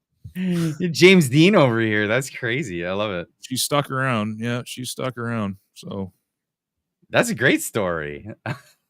Yeah, she liked my melons. I love it. I had so many girls. All the innuendo in the chat right now. I can't even put it on the screen. Yeah, nowadays it would be sexual harassment. You're right. No, they could do it the other way around. You're allowed to sexually harass men. You're not allowed to sexually harass. Yeah, that's women. right. Yeah, men can't be sexually harassed. We want it. We're asking for it, right? We're asking for it. Oh, it's not even funny. It's so bad. And it goes that way with well, I mean, this kind of goes into the next topic. And before we go into the next topic, I want to say, if you like this conversation, you want to join us a bit. I don't know if you have time after this to join in the Discord, but on Fridays afterwards, we jump in the Discord server. This is where you can talk with us directly. If you're into that, it's on the one of the moderators will put it in the chat, the link to join the Discord. The Discord link is only ever available on the Friday night live streams. So get in on that. We try to do this way to avoid creeps and trolls and bots and all that stuff from joining the Discord. It's genuine people. That's all we really want to chat with. So it's a Friday thing. It's the weekend. You don't have to work tomorrow. You can hang out with us late. That's the thing. I'm sorry. I'm not laughing at you. The chat's just got me chuckling pretty good. They've gone to a whole other world. The melon story was just too much. Well, you know what? Actually, why don't you chat with the chat for just a second? I'm gonna okay. I've had a couple of these wobbly pops, so I'm gonna drain the weasel. Reset. I'm gonna do the great reset. I'll be right back. Oh, hi, chat. How you doing? Cramps. Clarence, you might want to do something about that. Maybe you need to visit the can too if you've got cramps. I don't know. That's too much information, man. Go work that out yourself. You're a grown man, I think. What else we got going on here? I'm not going into debt just to have a family. It depends on where you live. Strippers are cheaper than a girlfriend in 2025. Kids aren't that expensive. They're as expensive as you make them. If you're a low-income person, you're subsidized so heavily by the state. If you live in one of the provinces, you get a very attractive tax credits. In the province of Saskatchewan, you get something like $8,000 per kid, and your base tax exempt rate is like $50,000-$60,000 for a family of four.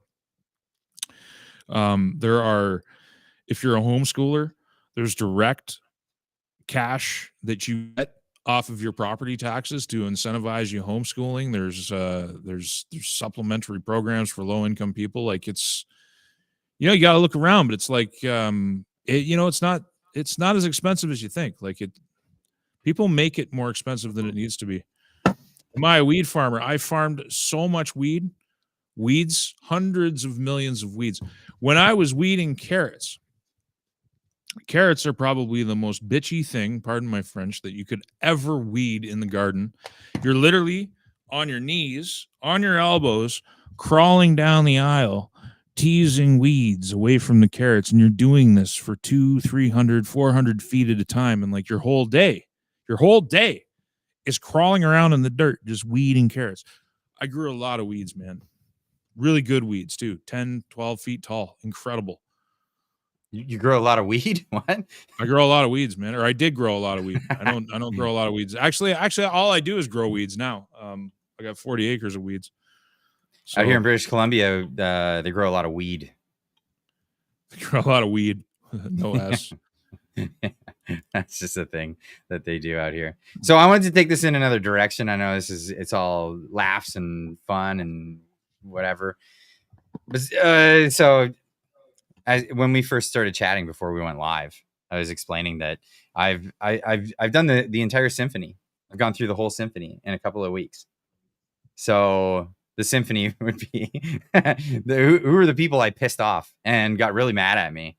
So it started off with white nationalists. I angered a lot of them, and then I angered a lot of the fans of Northern Perspective because I didn't really agree with their lawsuit and what they're doing there.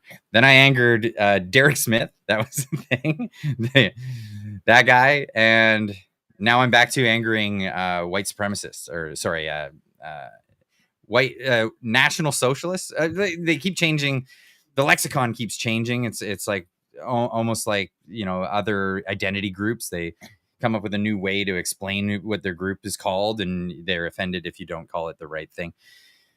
I've offended them again, and this is something you covered today, actually, on your story. This is an article that came out from CBC, and I did like your take. I'm not saying that I disagreed with your take.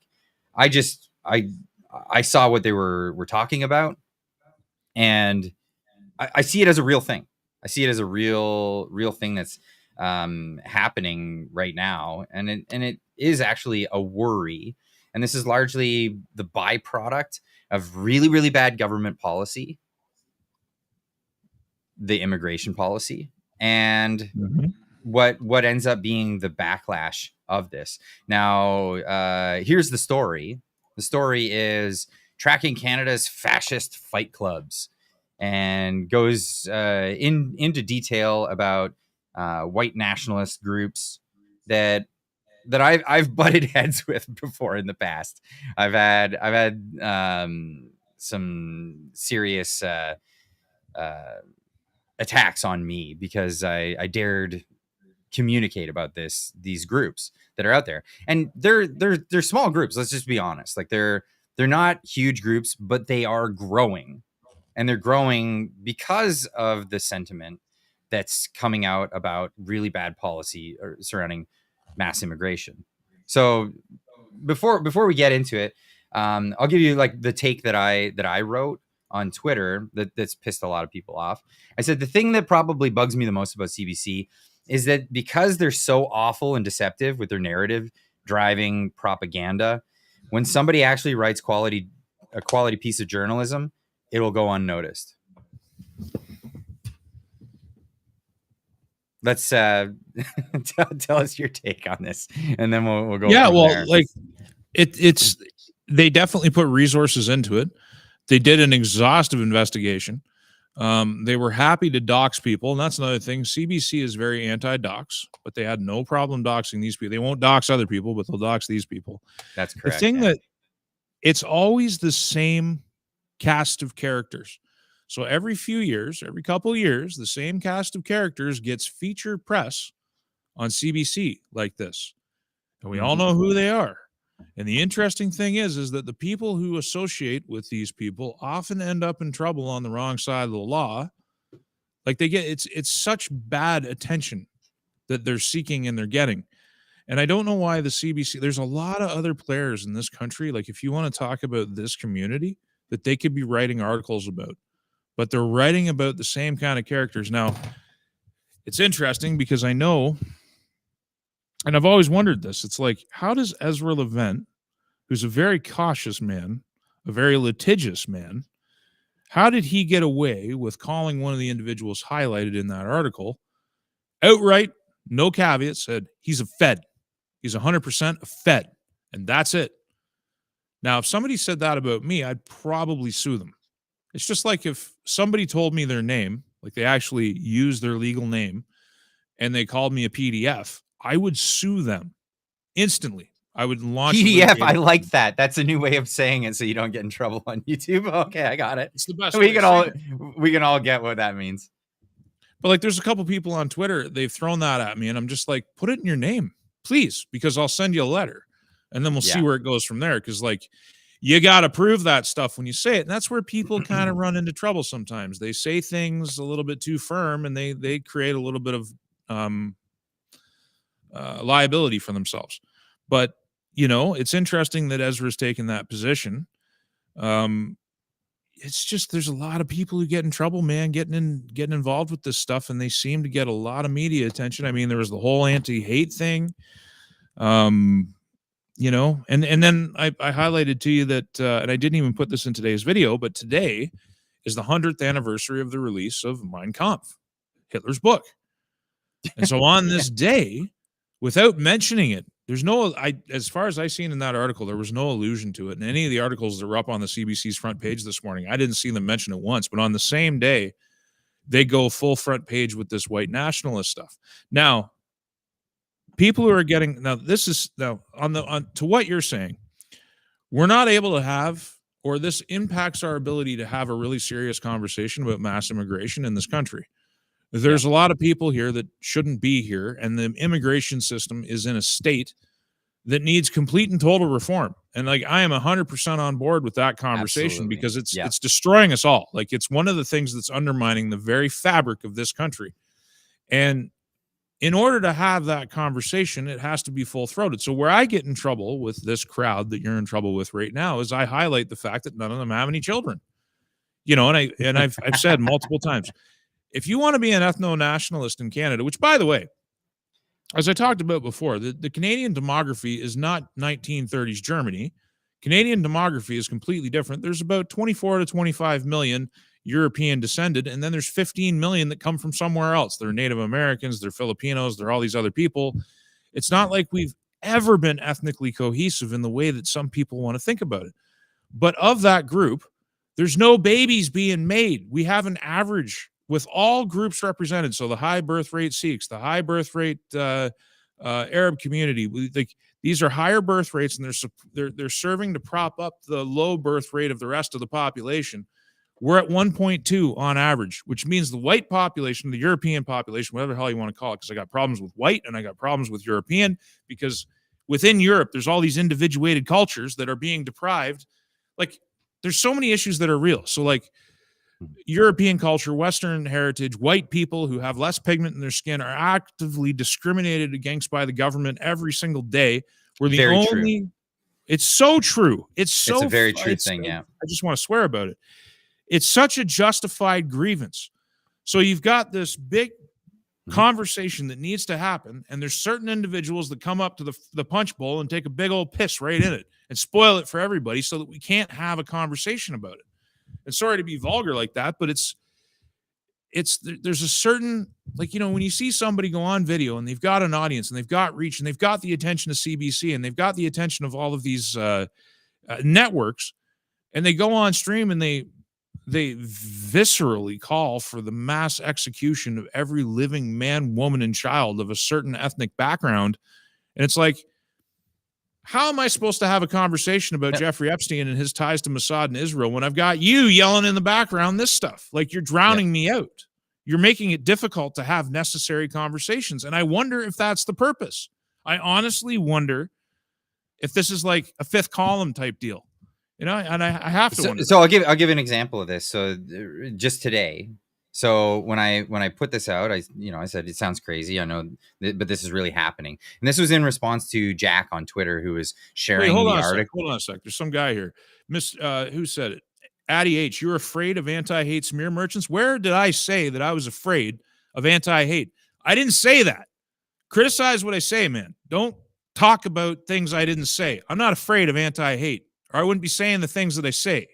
Sorry, Clyde. I'm going to stop reading the chat now so I don't have to interrupt you again. No, I keep reading the chat. It's all good. You interrupt me all day long.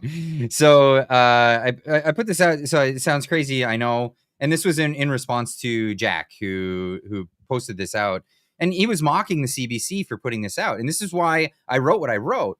There's going to be so many people mocking this and not actually looking at that this is a real story. This is a real story. And yes, it did have its bends and it had its skews in the left or whatever. But this is a real thing that's really happening in Canada.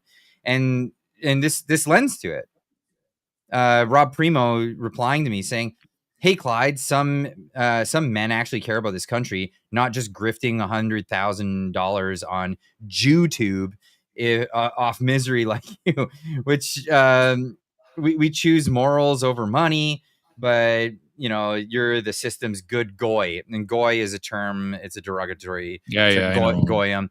So, and it was really like, wow. And I even replied to him saying, like, what happened to you, man? Because I've had him on my show talking about other issues before all of this stuff happened. You look at what you just wrote. Don't you realize how crazy that sounds? Come back from this path. You weren't always so full of hate. Like, don't do this. Why is it that you do this? Here's a great one. I really, really enjoy this one. I'll share it with you. It was one of the replies from today saying, you just don't like being called out for exactly what you're doing. You have zero sense of patriotism for Canada, and why would you? You're a dual citizen.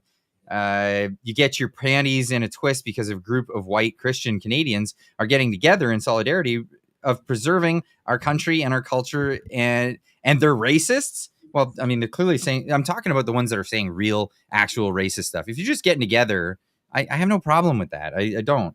It's the ones that are actually saying racist stuff. But they love to hide amongst just regular conservatives, and that's my issue, and we'll get into that. He says, how many times have you cried about Gurdwaras covering as terrorist training sites across Canada, Islamic prayers in the streets, and show of dominance?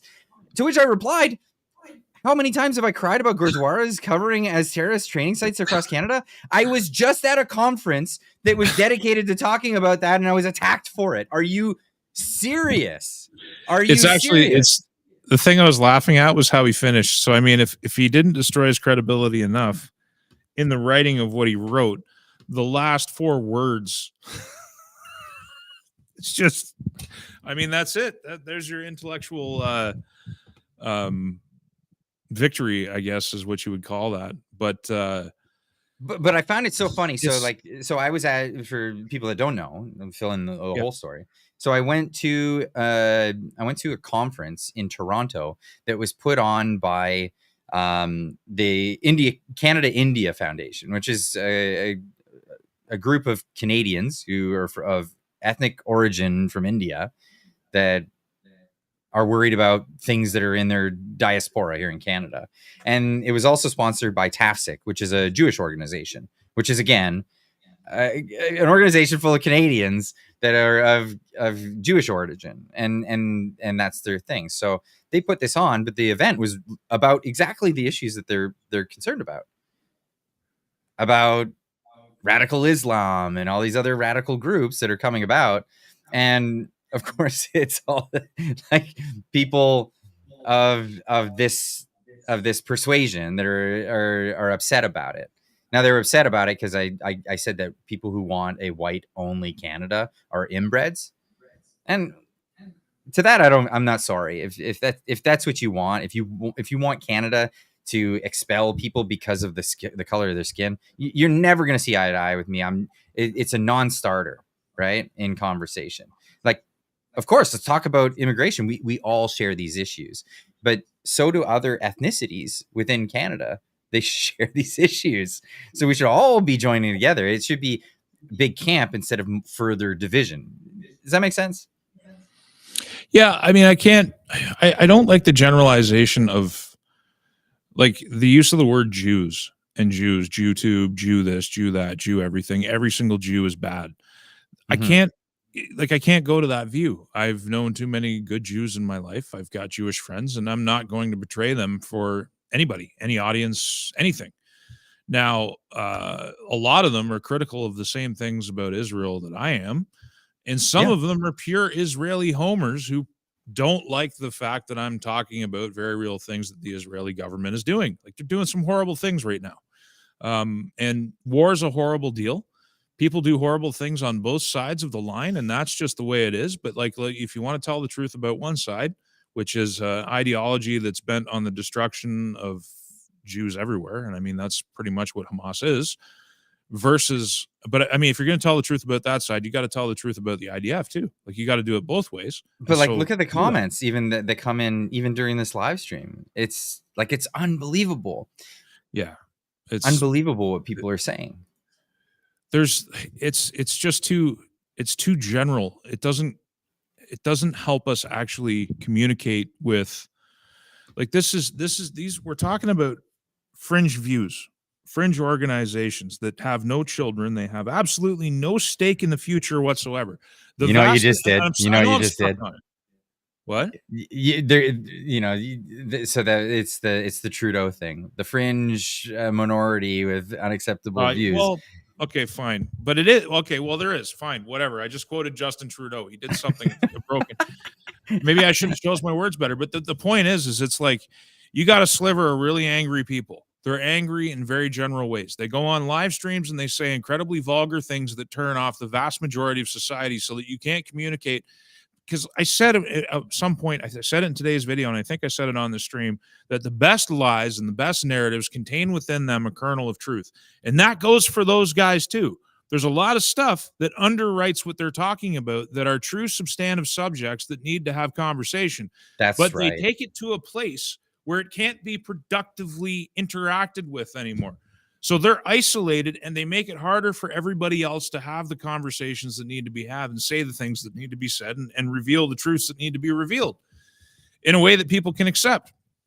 Like, it's not like it's just them. Some of the individuals, like if you go up against the ADL or you go up against AIPAC in the United States, like, you get too critical of Anti-Defamation League, and which is a left-wing organization that's really just designed to shut people down. Go after people. Yeah, if you're critical if you're effectively critical, so like if you're a Tucker Carlson, for instance, who does some great interviews and is brave enough to be critical of the Israeli state, he's got Jewish friends. He's not critical of Jewish people in general. There's a whole pile of Jews that live in Israel that are dead set against the wars that Israel is waging right now. And there's a lot of Jews that live in other parts of the world that don't like it either. Like, it's the same thing when you're looking at, like, not every Chinese person is equal. Not every white person's equal. Not every, you know what I mean? There's incredible, dare I use another touch word, diversity spread out among people. You don't like tariffs, but that doesn't mean America is the problem. Wait a second. We are all as a nation behaving poorly like this. This is crazy. Yeah. Like, so the thing that I find, because the way that I view my role is I'm trying to thread the needle and try to tell the truth about both things as they're going on. And there's only a half hour a day, because like anything over a half hour, people tune out. So like I should probably be keeping it to 20 minutes, but I got so much stuff to say, and I got such a limited window to try and say it in. But there's so much, there's truth to almost every single side.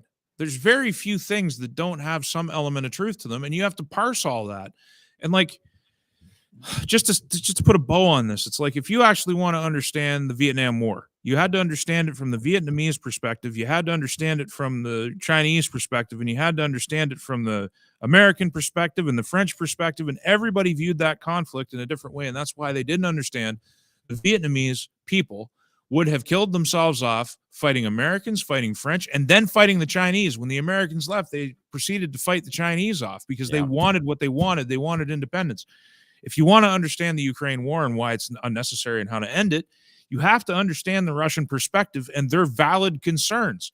It doesn't whitewash the fact that they're doing drone warfare there and killing people off. And like, it's bad on both sides. But when you take one side over the other, or you're too general, you just foment the conflict and you don't get any closer to solutions.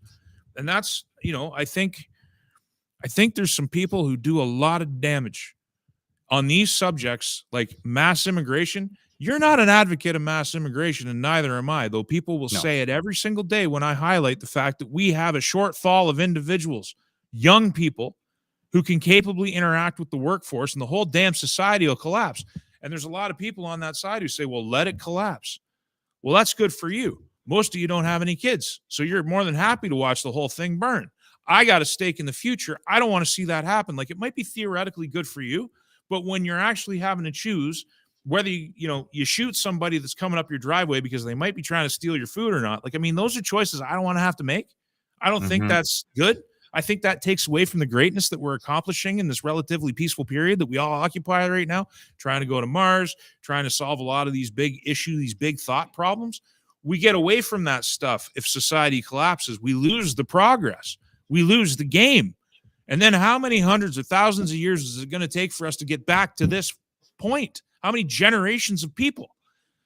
So it's like, can we pull it back from the brink and just like have conversations again and like try and talk about things reasonably instead of trying to come up with that one-liner, that big insult that gets the laughs, or like being outrageous and just swearing as much as you possibly can and like having no self-control whatsoever. It just, I don't think it helps. And simplistic solutions to complex problems, right? So, and that's what this is. The idea that, just people with a different pigment color, of their skin, they're the problem. We need to just get rid of them. If we just got rid of them, all our problems go away. So, the idea that if we were just, and I agree with you, mass immigration was bad. We need to reel that in and actually tell people, sorry, you can't stay. Newcomers got to go home. But then we're not going to turn around then and then say, oh, okay, well, I don't know. I don't care that you've been here for 7 generations with your family. You're brown. You got to go. That's just outrageous. And here's the thing. People will say that nobody's saying that. People are actually saying that. And if you're not saying that, I don't disagree with you. It's the people that are actually saying that I'm in disagreement. But the beauty of what they've been doing, and I say the beauty because it's very clever and it's very smart. It's a great tactic. Was that how many kids you got, Adietch? How many kids you got? Tell us right now in the chat. How many kids you got? You got 3? You got 3, man? How many you got? What have you been doing? I mean, you could just lie to us. You got 2? You need 3, bud. Keep going. You got your entry-level white nationalist card, but you haven't passed the bar yet because you haven't solved the demographic problem. Like, you have not addressed a single thing that we're talking about here when it comes to demography and the reality of a declining birth rate. What are you going to do about that? So we deport all the brown people, then what, bud? Do you know how heavy we are demographically? We look like a fat old man with man tits because we're so top-heavy with old people, and they all have their entitlements, and they vote in large numbers. What's your plan, man? How do you deal with that reality? Tell us. And what so, do you got? So what's really clever that I think these groups have figured out, and they figured it out by their political enemies. So we all know the group Antifa. I don't breed in third world conditions. Weak. You're weak. You make excuses. You're weak. You're in this chat. Go do something productive with your time. You're a terrible white nationalist. Go do something better with your life. What Make was an impact. hold on. Let's address this one. What was when the settlers came to Canada? What were the conditions that inspired them to breed like crazy and make Canada? So I there's this huge disconnect between there's a huge disconnect with the people that praise the settlers that came to Canada. For one, they call anybody who leaves the country a traitor because they leave the country. What do you think the first people that came here did to their old country? They're traitors. When they get here, they're just traitors. But then, they bred in third world conditions, man. There was no society. What do you want? Do you want open wilderness? There's plenty of it in Canada. Have at her. Go homestead. Go do all that things, and you can get it done, man. You're just not doing it because it takes fortitude. It takes a little bit of that intestinal fortitude. Get out there, get at her, pitter patter, get at her. I'm sorry. And what did people do when they had less? So like when they lived in third world conditions, I know people who came over here from the Netherlands, bidding their family farewell to never see them again, didn't speak a lick of English. They got here as indentured servitude, basically indentured servitude on a farm, had to teach themselves English in their spare time, had 4 kids who went on to have 16 children themselves. So they were poor, they had no money, they couldn't speak the language, and they bred. And they were white, so they'll probably meet with your approval. But they didn't sound like they didn't speak English. They didn't speak French. They spoke Dutch. And now I'm, happily befriended with that family. But I mean, it's just this idea. I don't breed in third world conditions. Like, dude. And then you talk about how you're case selected. So you've watched Stefan Molyneux and you've seen the RK theory of everything, and that's probably where you got that from. Or you got it from somewhere else, and you're K. Congratulations. I'm K too.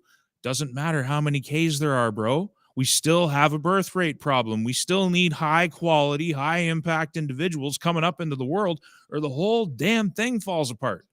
And if we're not going to do that, we got to figure out how to stabilize the thing. I don't know. You might want chaos and you want civilization to collapse. I'm not about that. I'm not at that point in my life. Like I'm down for civilization. I'm kind of into it. I like it. This kind of feeds with the meme that I've established on social media. It only takes 3 replies before it comes down to this. It only takes about 3 replies before the actual this is what comes out, and it's like, okay, whatever. It's what is this? Oh geez, wow! Some of this is just amazing. It's just amazing to me. I don't care. So I want to get back to the tactics. So the tactics of this is where the intelligence came in, and I think they're taking a tactic from their political enemies, Antifa. Antifa is a radical organization on the left, so they're wild socialists that want to use fear, intimidation, and violence as their means to. How would you define that? That's terrorism, to get a political goal. And so how were they so successful? They were so successful because they pretended like it didn't exist. They told the world that it didn't exist. That's not actually a real organization. There aren't any real members. And they hid amongst moderate Democrats. That's what they did. And so people with moderate Democrat views were like, no, this doesn't actually exist. And then they would say, see, the right-wing media is just making up all these lies about what's happening in the Democrats, right? And so just genuinely people who, agreed with Democrat policies and things like that, they would go along with this big lie.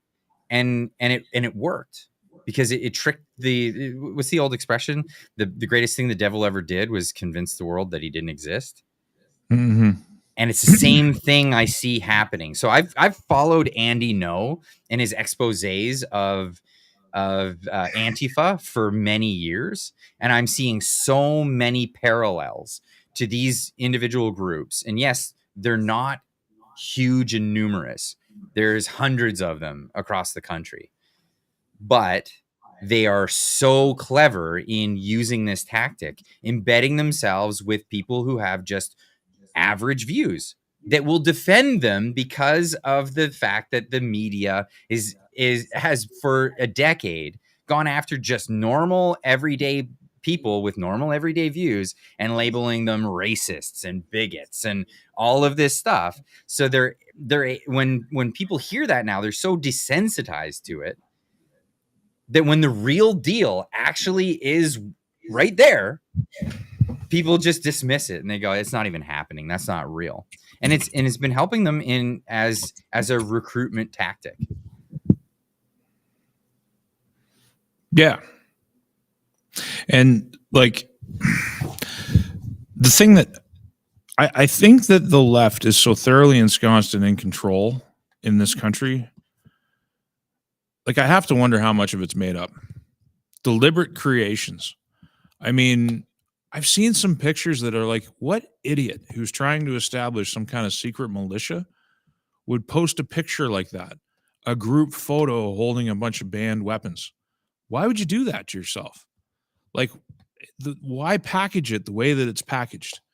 Like I guess I'm just not sure. Like even at the Freedom Convoy, you had the Chateau Laurier where you had that swastika banner raised. Yeah. Fake. Totally fake. Absolutely. You had the person walking around with, I think it was the rebel flag. Totally fake. Had their own photographer. Like, I mean, is there actually a thriving far right in Canada? Or is there even can't use the word fringe. Is there even a sliver far right in Canada that's actually organized? And let's be honest, these individuals are not actually on the right. They claim to be socialists. This is part of their banner. They're national socialists. And that's very left wing. A lot of people don't realize that National Socialism and the Nazi movement was very socialist at its core. And even the mainstream left and you know your mainstream politicians deny that fact because they call it a right-wing movement.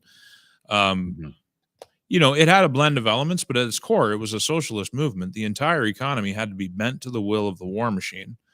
And the government had the power. Abolition of private property. Yeah, it was absolutely 100% seizure of private guns, like all of the column and elements. I was just reading, actually, it was a statement from because I'm working my way through Ian Kershaw's his biography, I guess you would call it, of Adolf Hitler. It's just all through my life, I read as much material as I can about the Second World War because I'm still trying to understand all its nuances from the Allied side, from the German side, and just you're absolutely an asset to us because we're about to repeat history. So this is there's nothing I can do. What I've learned is that all the things I know don't matter. They're irrelevant. I'm the weakest link in the chain of knowledge defines the society, and I'm the struggle of the last couple of years of my life is, and I'm not trying to say I know everything because that's how it's going to come off. But it's like it's a genuine interest of mine. It's not a braggadocious point. I'm not proud of it or anything. Like I consume a lot of material, and that's what I do with my spare time. Like it's just who I am. And so I probably know more about certain things than other people do, and it's useless. It's powerless. I can't do anything with it. I can't seem to stop some of the trends that I see that are just so disconcerting. But anyway, to put a cap on it, they were talking about how they were going to cleanse Jewish Bolshevism from Russia in 1941 and replace it with German socialism. And that was the German government. That was the officials. That was Hitler himself gathered around his table in the Führer bunker talking about the future of rule and how German socialism would, and they use that term, Sozialistista. It's like they were a socialist movement. So anybody that denies that denies history. National Socialist German Workers' Party. I mean, you capture everybody in that name. And one of the documents that they used for it, which is being championed right now, if you ever wonder why some of these movements, they champion Henry Ford. Do you know that? Mm-hmm. So Henry Ford, he was famous for disseminating the protocols of the elders of Zion. It's just it was this propaganda piece that came out from around the Bolshevik Revolution. Hold on, let me pop this up here. So the protocols of the elders of Zion. It was this. Yeah, it's the biggest propaganda piece that goes out there, and this is why a lot of these groups, they particularly single out Jews. This is and this is their thing. So the protocols of the elders of Zion, fraudulent document that served as a pretext and rationale for anti-Semitism, mainly in the earlier 20th century. The document purported to be a report of a series of 24, in other versions 27, meetings held at Basel, Switzerland in 1897 at the time of the first Zionist Congress. The Jews and Freemasons were said to have made plans to disrupt the Christian civilization, to erect a world state under their joint rule. Liberalism and socialism were to be the means of subverting Christendom, and subversion failed. All the capitals of Europe were to be sabotaged. Now, what's said here is that this was an actual thing that existed. Like, this was a thing that took place, and here's the evidence of it. Even Henry Ford was duped by all of this. Now, it took a while for historians to figure out where it actually came from, which is amazing, because this is why history is so great. We have actually the novel from Latvia where it was directly lifted from. It's a satire novel depicting this whole situation, and you can get it. You can download it yourself. It's out there. So it was written by Sir. No, that was a different writer. Anyway, they tell. I think it's in this article here that the thing was lifted from, where is it? Satire of Jolie, Periods by Herman Gotch. There you go, Herman Gotch in 1868. And then there were some other sources where they added some more other things into it. Now, when this was revealed to Henry Ford, actually, when Ford learned of this, because Ford was so dedicated to this, and he was upset that other news agencies and newspapers were not writing about the protocols of the elders of Zion and the Jewish takeover of the world, that he made his own, because he was a millionaire, he made his own paper called the Plymouth Times out of Detroit that was dedicated to going after the Jews and all of this stuff. When this came out, and it was proven that this was a false document that was lifted from the pages of a Latvian novel, he apologized on the front page of his paper and never spoke of it again. He didn't mean it. He didn't mean it. You know, Trump's lying to us because he's got a master plan. They don't mean it. When the train runs out of track, man, you just keep on driving. You know, it's just kind of how it goes.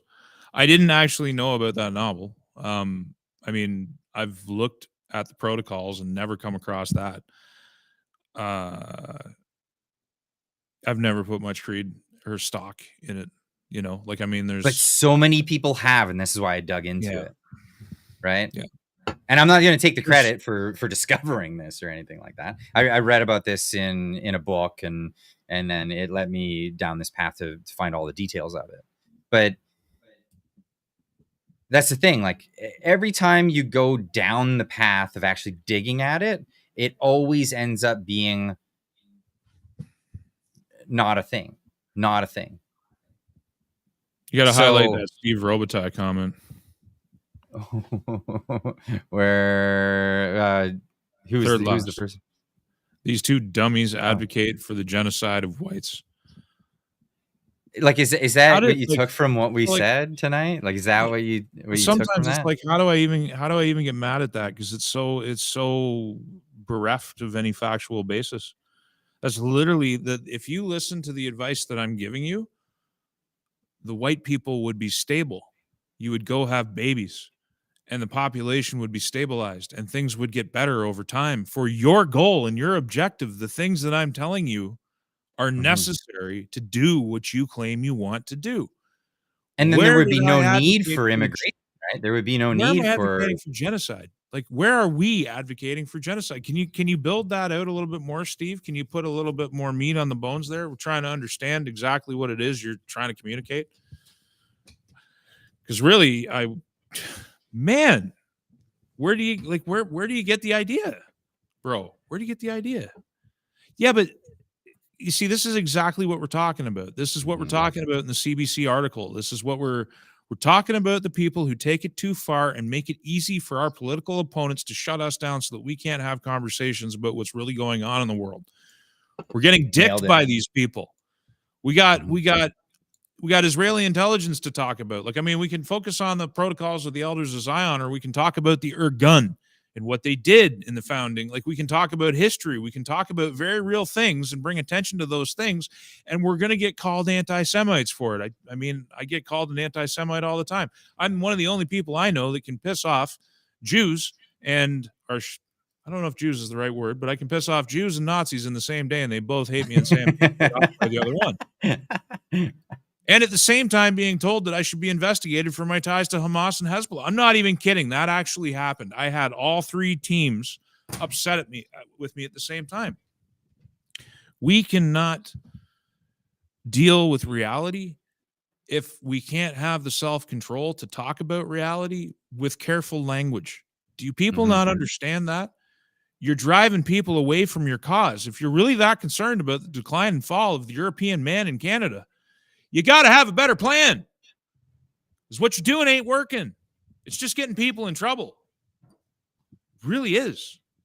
Go have some babies. Literally the best advice I could ever give you. Go have some babies. It'll be good for you. It'll be good for your cause. Just do that. Get offline.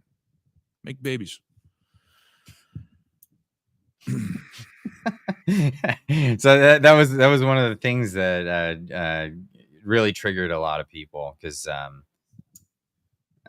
someone was beaking at me on Twitter, and my reply to them was, well then, I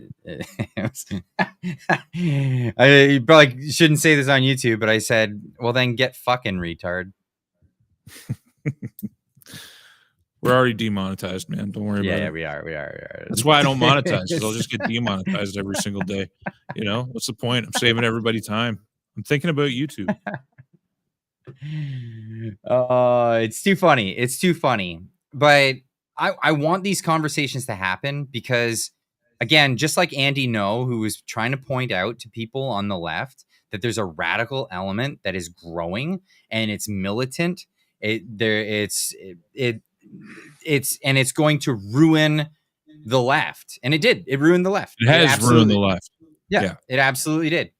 Do you want this to ruin the right? And I'm like, you either nip it in the bud and you say, you guys are not that. You guys are leftists. You're openly claiming that you're socialists. Get the hell out of our circles. Or, you know, stop spouting this stuff. Come back to reality. Get some help.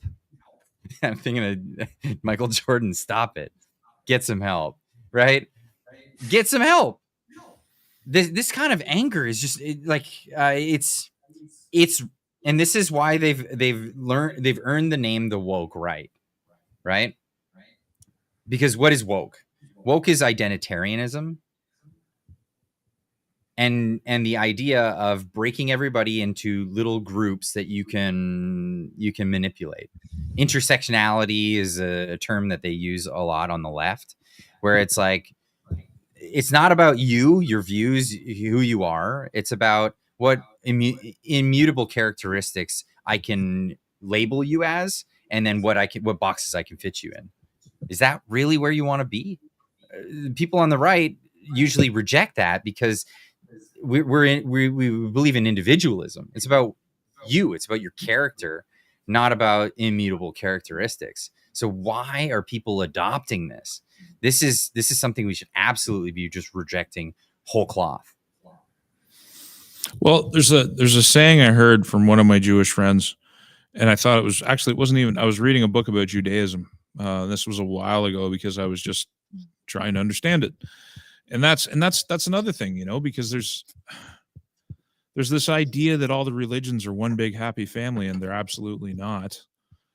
But I digress. The saying that I read in the book was, if you get two Jews in a room, you get three opinions, because they're not a unified ethnic group. They have a very divergent, like, they're not one. Like, if I've seen protests against what Israel's doing in the Middle East, attended by hundreds of Orthodox Jews who just happen to come from a branch of Orthodox that don't believe in the Israeli state at all. They don't think it should exist at all according to their interpretation of the Talmud. So, like, it's just, I don't think it helps anything to just use these standardized labels, because we can't have a complex conversation when everything is labeled in a general way that turns the vast majority of people off. Mm-hmm. Like, and the left does that too. I mean, you know, like, again, look at the comment section. That's that thing about scrambling jets to intercept a Cessna and how we couldn't do it. I got called a retard so many times in that. I was, you know, sucking Orange Man D and like just all this stuff. And I'm like, look, all I said is U.S. planes were scrambled first to intercept a Cessna that had been hijacked over Vancouver. That's a fact. We didn't have any jets at COMEX.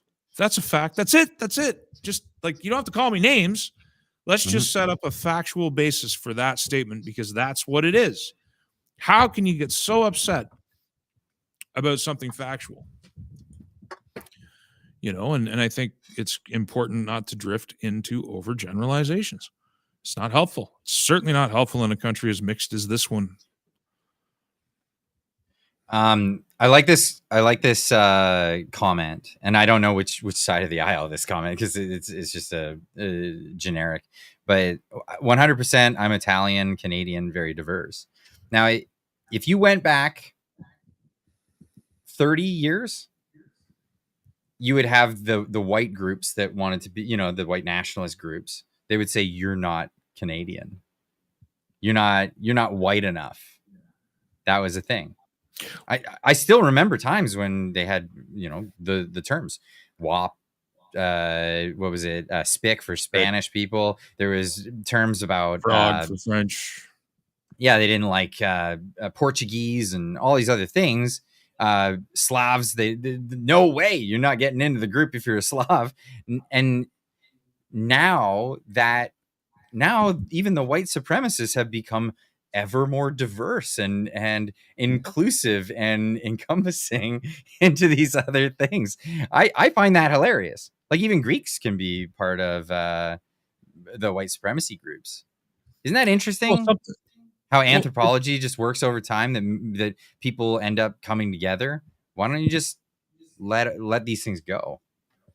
I find it, one of the interesting things too is the deification, because I got asked a lot when I was talking earlier in the week or whenever it was. It's been a long natives. Sorry, Winiska. Yeah. Yep. There you go. It's kind of a blur, the last bunch of videos, but I was talking about the mustachioed man and how, you know, there's this idea that he was the great white hero in the story, and people just ignore the fact that he was about one race, the German man, and that was to the exclusion of the Pole and the Czech and the Slav and the Yugoslav and the Greek.